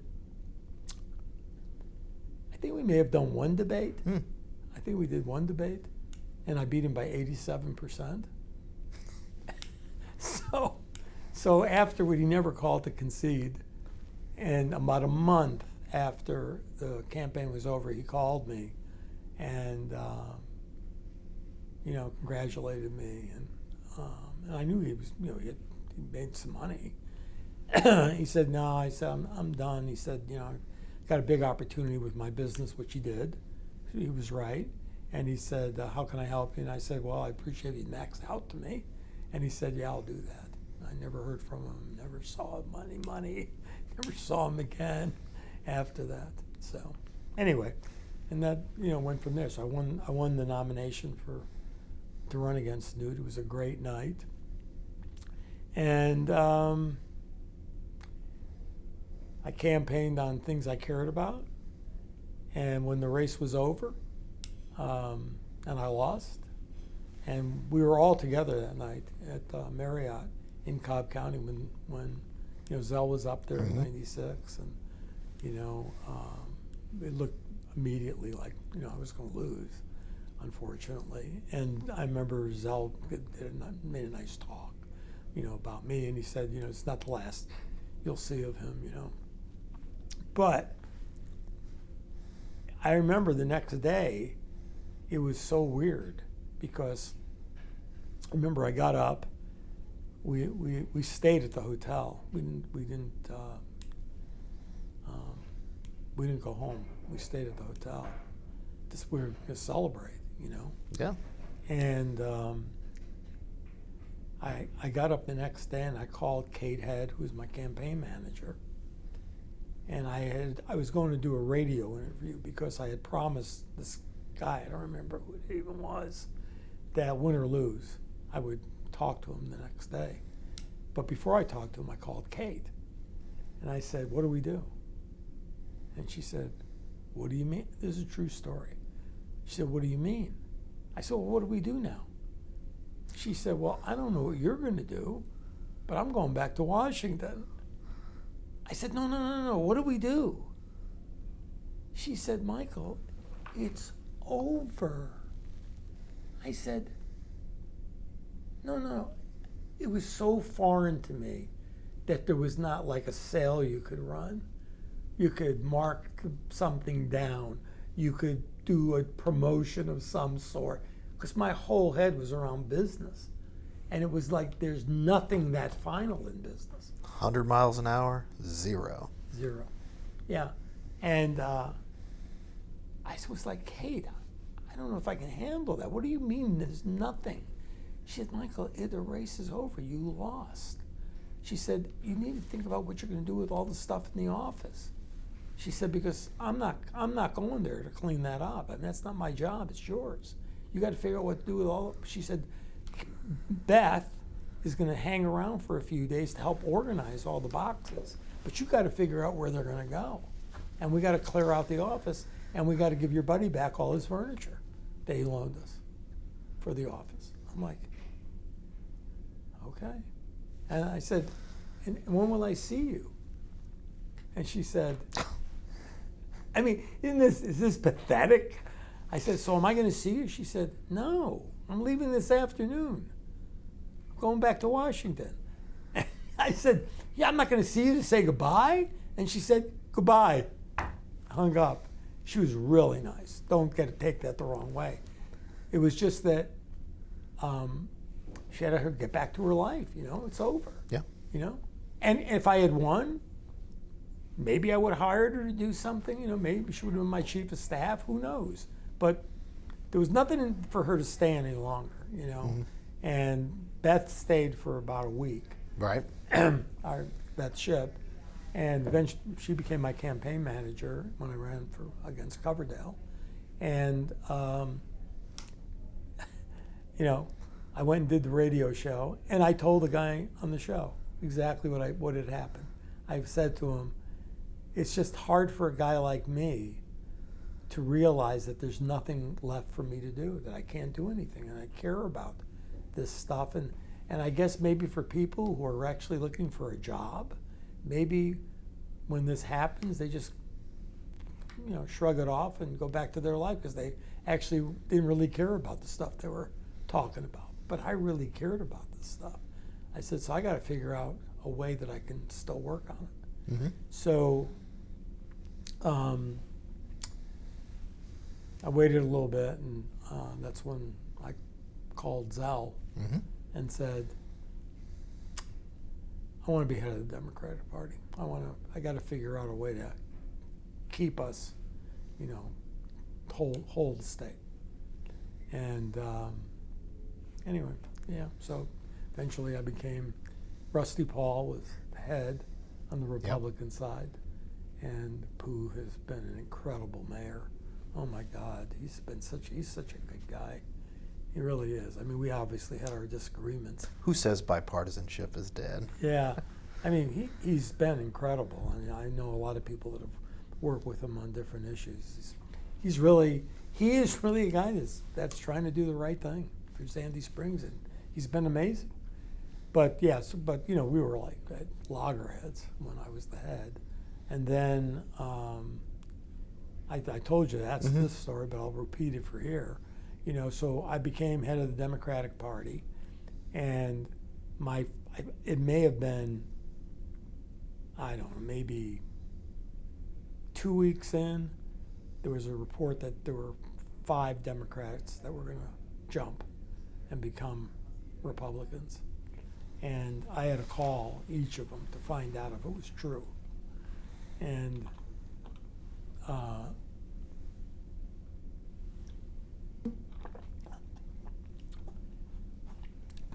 and 4 that I spoke to all said no.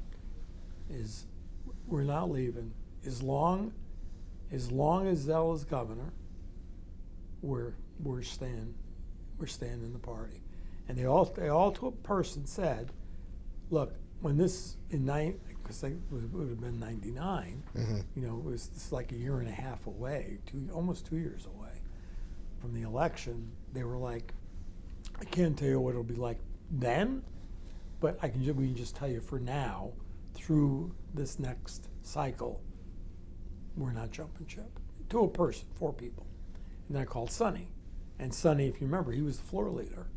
He was Zell's floor leader. And Sonny said the same thing. Well, he didn't say it quite like that. He just said, I'm having a lot of people pushing for me to change parties. I haven't made a decision. I promise you that if I decide that I'm going to do it, I'll call you and let you know. because I said, I just don't want to be embarrassed. He had a press conference the same day and switched parties. I never heard from him ever again. Yeah. That was a little disappointing. But I'm sure he had his reasons for why he did it the way he did it. You know, I guess he didn't want Zell calling him. I guess, I don't know. They were not close, obviously. There's a lot of people who knew that, you know. And so anyway, so that was that. And then about a month later, Pierre Howard drops out of the governor's race. Oof. And I get a call from the AJC. They want to comment about, as the chair of the Democratic Party. And my comment was, how am I doing so far? It was pretty bad. So Roy called me to let me know that he was dropping out of the lieutenant governor's race, and he was going to run for governor. And Louis Massey, who I'd become good friends with, called me up and said, Roy didn't do this, but Louis did. He said, are you thinking about, because Pierre Howard actually told a reporter that I was the one that should run. I should run for governor. You know, when I dropped out, they said, you know, who do you think in your party would be, you know, a good candidate? And he said, me.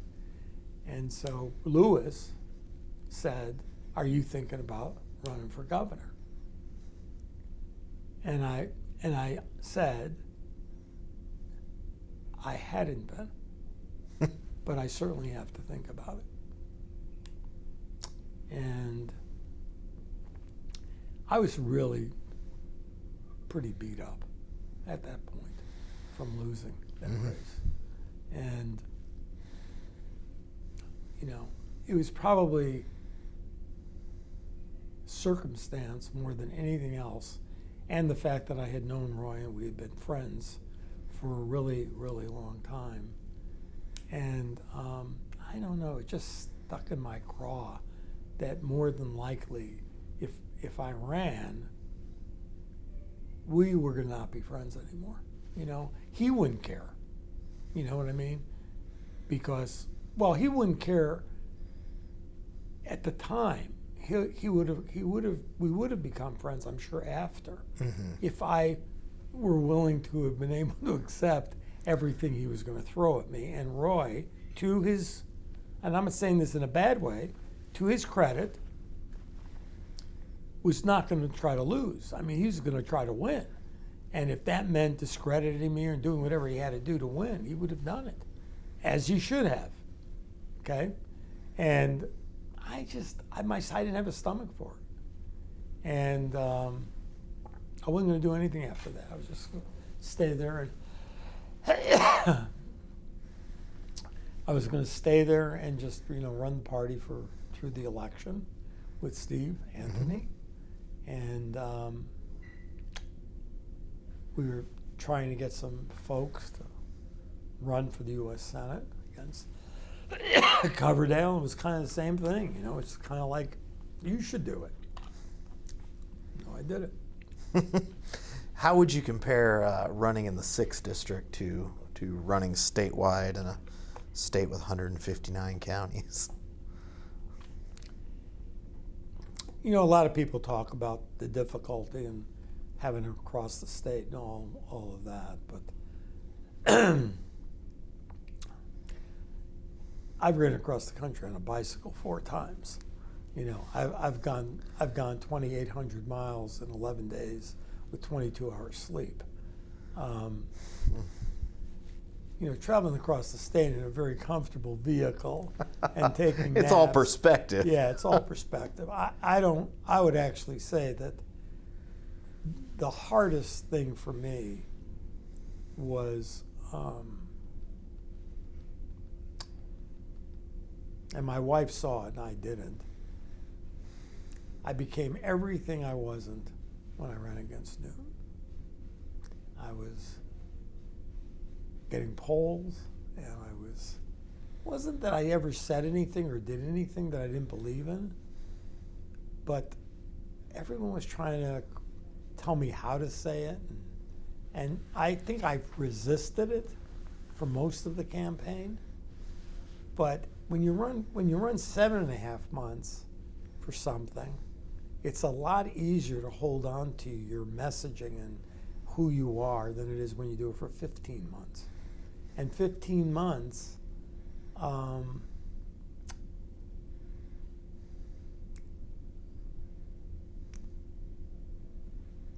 I don't know. I guess in 15 months,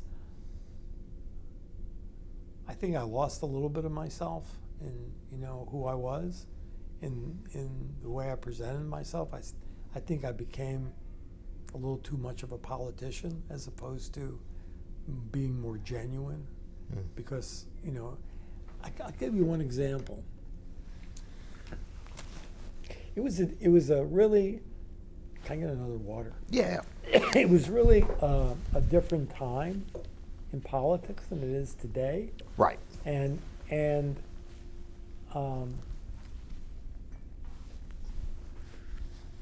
we were really close during the race with Coverdale.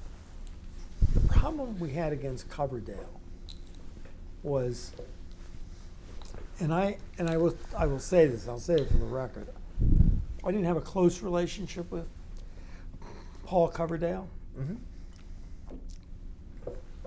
but we knew each other, and the hardest thing that the voters of Georgia had was believing that Paul Coverdale, on a voting record basis, was as bad as he was.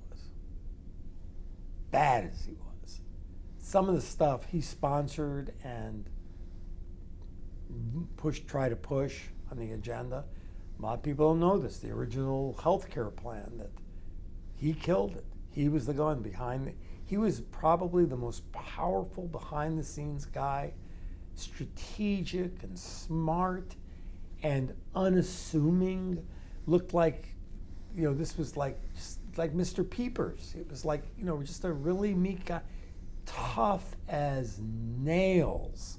I mean, just tough and tenacious. You know what I mean? And you never would think of him that way.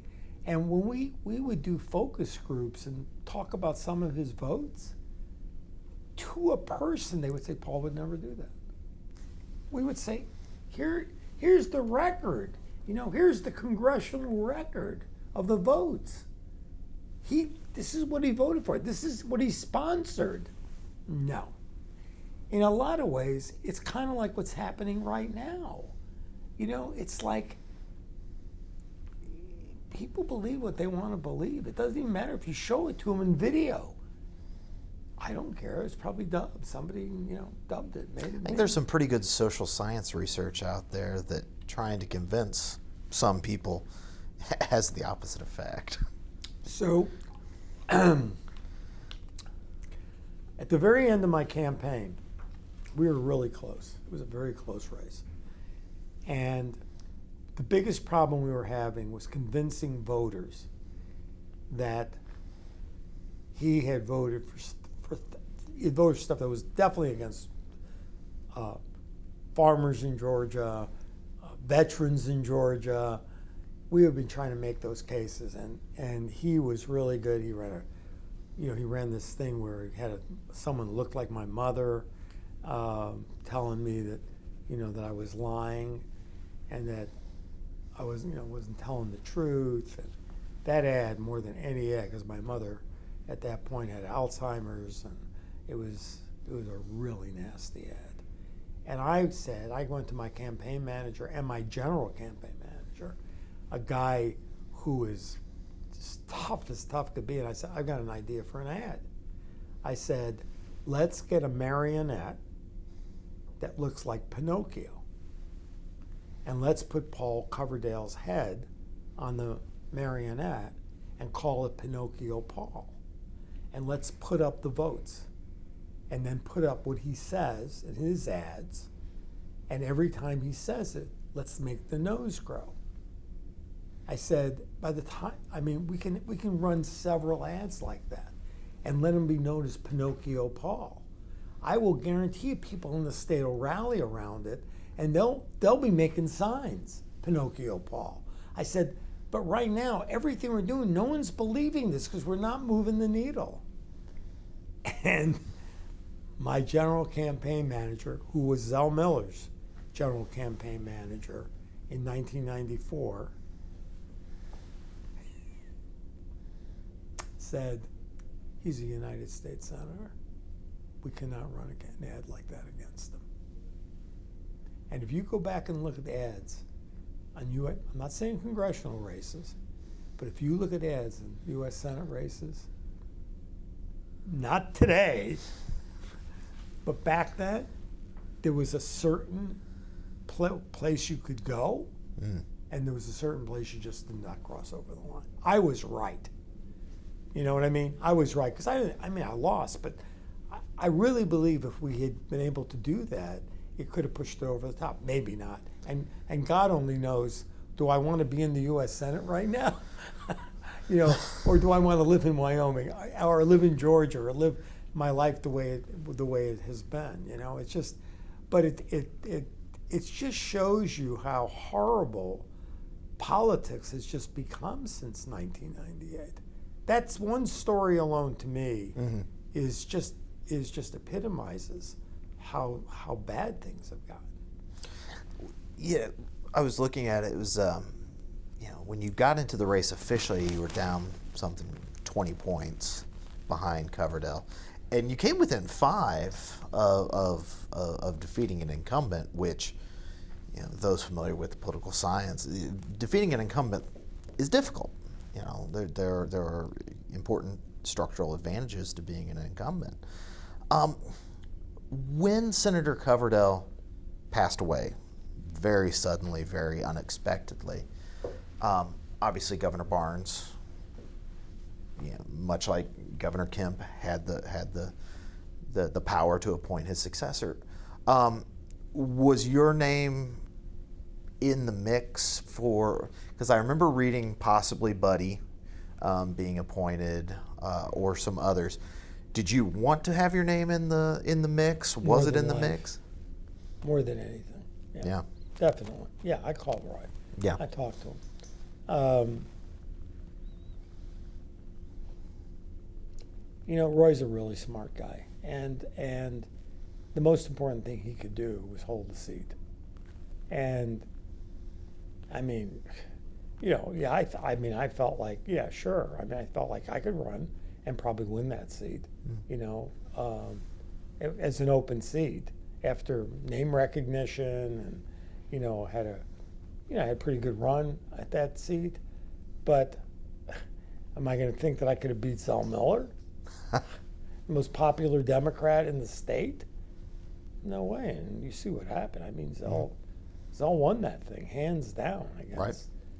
Who they resurrected. Oh, it was Mac. Yeah, Mac Mattingly. Mac Mattingly. Yeah, they resurrected him. And it was. Could I have beat Mac Mattingly? Hell yeah, I could have beat Mac Mattingly, but I couldn't beat Zell Miller. And when Roy made that announcement, Roy called me beforehand to let me know it was happening, and I said, "It's a great choice. Let me know what I can do to help." What did you think? And I'm not saying you followed every minute and every second of Senator Miller's career, but what did you think of his rightward trajectory politically, up to the point of being the keynote speaker at the 2004 Republican National Convention? I guess I could try to guess all that, but I'll tell you what I'll tell you what I think, and probably not. Maybe it's right, maybe it's wrong. I think that a lot of people underestimated. First of all, Zell didn't want to go there. That's number one. He was not a good fit to go to Washington. It's not Zell. He's an executive. Zell is the kind of guy that wants to get something done, and you can't get anything done in Washington. You just can't. Not quickly. Maybe over a period of time. Maybe you can sponsor a bill. Maybe it'll come up 4 times. Maybe you can actually accomplish a thing. But that's not Zell Miller. Zell Miller is a guy that, that he would see something that needed to get done, and he'd figure out how to get it done. And we can talk about example after example after example. I mean, including some things, just simple things like building the new Georgia Public Television building. Nobody wanted that. He got it done. You know, the lottery, all that other stuff. And, you know, I had my dealings with Tom Daschle myself, you know, and I didn't see how Zell could work with a guy like Tom Daschle. I didn't see how Zell could honestly work with a whole group of people like that. It's just not Zell. And the big thing to me is that he is a Marine first and foremost. And he pledged to the Constitution of the United States that he would defend the Constitution of the United States. And the head of this country, as far as he was concerned, was his general. I mean, if you look at it that way and understand that the president's position, he pledged his loyalty to the president. And I think there were a lot of things that he did not agree with Tom Daschle on, things he would not vote with Tom Daschle on. I never had a chance to ever ask Zell what he ever thought about Tom Daschle, but I know that they were not friends, and Zell did not fit well into the caucus, and he made the statement. He said, I didn't leave the Democratic Party. The Democratic Party left me. Wrote a book about it. Zell never became a Republican. Sure. Never became a Republican. And I don't think he would have upheld all the values that may have been espoused. But I think he was loyal to the president. You know? You're thinking about, you know, you get into that post period where you're no longer chair of the party. David Worley's taken over. You haven't run for the Senate, or having run for the Senate, and you then, instead of campaigning, you actually go into state government, thanks to your friend Governor Barnes. And this is something that you know we'll have to talk about at length in the future, because I know you have another meeting you need to go to. But briefly, as a preview to that next conversation we have, whenever that will be, tell me about working in the Georgia Film, Video, and Music Advisory Board.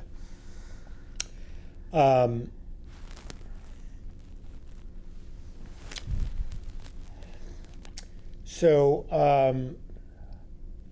I've always been a big movie guy. Always. My wife and I, you know, we love movies, and I really love movies. And I not only I love the whole process of movie making. Something you don't know about me is that from the time I was 8 until I was 10, I was an entertainer as a child. You're right, I did not know that. I know, most people, it's not in my book, I don't think. From the time I was 8 till the time I was 10, I did impersonations. I had a gift for it, you know. And I was on a radio amateur hour and won it. You know, my brother was pushing me along because, you know, he was 9 years older and he was like managing me, you know. Could have been one of those Borscht Belt comics up there, up in New York. I don't think so, but it was more. And I actually did, like back then there was Frankie Lane and Johnny Ray, names most people won't know of. I did everybody, did Jimmy Durante. I mean, I did all these, and I was good. And then my voice changed. The curse of the child actor. I wanted to go to acting school, and so I was kind of head. And I honestly believe if my dad hadn't gone bankrupt, if we hadn't had that whole turn of events in our lives, I probably would have gone to acting school, and I probably would have wound up in the entertainment business. You know, acting, sales. Yeah, well, you know, I don't know about. I'm just saying that sales is acting is a big part of selling. Yeah. Yeah, it is. It's turning. You know, it's like you're feeling like crap all day long, but when you go walk into that account, man, you got to turn it on. Right. Or or you won't make any money. Yeah. You don't have to. You don't have to, right? So, so I was always fascinated by it, and I had followed the history of the movie industry here for a long time, just peripherally. Sure. And when Roy won the race and called me up and asked what I wanted to do, I said, I'll never forget it. I said, is there still a film commission? And he said, yeah. I said, is there a board? How does it work? You know? He said, I don't. He said, I'll have to find out. He said, it's as far as I know, there's no board. He said, but I'll have RK Siegel call you. So RK called me, and I said to RK, tell me what's going on with the film commission. And he told me, he said they hadn't met like 20 years. That's 25 years hence. This is just wild to think about. It started in what, 70? Let's see, when did it start? 60. When was he governor? He was governor in the 60s. Who are we talking about? Carter. Carter was elected in 70, so he would have been governor 71 to 75.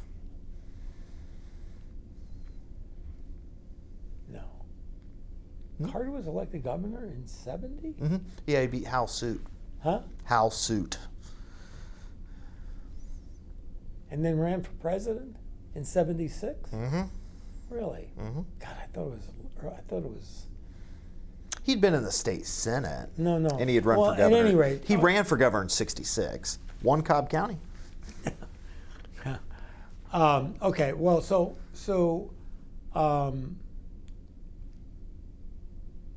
if he left office in 74, and the next governor would have been Maddox? George Busby. Oh, George Busby. From 74 till I became chair, nothing had happened, basically. And so it was the best situation a guy like me could have ever been in. He gave me Clean slate. a complete free ride, too. You know, he gave me a half a dozen people he wanted to see appointed, and there was a 40-person board, and I picked the other 36. Oh, wow. Maybe 34, something like that. Wow. Yeah, I picked the other 34, and I did it strategically. I based it on first before I did anything, I met with Greg Torrey, and I said, Greg is so funny, because he came, we had breakfast at the OK Cafe, and Greg was convinced I was there to fire him. And he told me that, because he was so nervous. And I said, no, Greg, no, that's Got those not, sweaty palms Greg, on the table. Because he brought a PowerPoint, you know, and I'm like, I don't want a PowerPoint. I said, here's what I want. What do you think? What do you think about where we're at? Tell me. And he went through. It was like a whining session. You know, he was like, other states have, you know, they have editing, they have studios, they went, you know, this, they went on and on and on. And I said, so what do you think your job is? He said, my job is to get more people to come here to do business. And I said, no, that's not your job. He said, well, then what is my job? I said, Greg, if all of this is so bad, why do people come here at all? Why do people come here? And he said, I said, you're asking the wrong question. The question you should be asking yourself is, if everything is so bad in Georgia at this point, everything else is so competitive, why does anyone ever come here? I said, until we figure out why they come here, we can't figure out how to get more to come. I said, you and I need to figure out the reasons people come here. I said, now you know what they are, because you talk to these people. And he said, well, they love the airport. They love the fact that they can get in and out of here. They can be home with their families on the weekend easily. I said, okay, let's write that down. Mm-hmm. I said, what else? They love working here. They like the people. They like the fact we have a tremendous amount of talent here, and we have people who are eager to really want to work. They love that. They love the fact that we're not controlled by a union. I said, well, that's good. That's all good. But if we're going to grow, we're going to have to learn how to play nice with the union. And we went through this whole list, and once I got through that with Greg, then I started realizing who I needed to put on the commission. So I wanted someone from the union, bring them in the tent. I got Pat Mitchell. I got people from the entertainment industry. I got Joel Katz. I got Joey Ryman. We put together a group of 40 people, from accountants to, people who, every one of them had a piece of how to make a movie here. Right. Of what would be important to get somebody to come here and to help figure out all the things we need to do. And then I put together a video that started, I think I told you this, I think I may have already told you this, but we put together a video, and it started off, it showed the Grand Canyon, and then it showed the Sahara, maybe not in this order, then it would show the Sahara Desert, and then it would show New York City, and then it would show Chicago, and then it would show New Orleans, and it would show, all these places around the world. And it was only like a 2-minute video, and at the end of it said, this was all filmed in Georgia. And I wanted that because I wanted to be able to take it to producers and writers who were trying to get stuff done. I wanted to show them they could land in this great airport, they could film their entire foreign movie, and they could get B-roll from all those other places, but they could actually create the scenes right here in Georgia and never have to leave. And there was more to it, but obviously then I had to figure out how we're going to get a tax incentive bill passed. And well, let me stop you there because you have another meeting I do. that you need to be continued. I can't believe with 3 hours went by like this.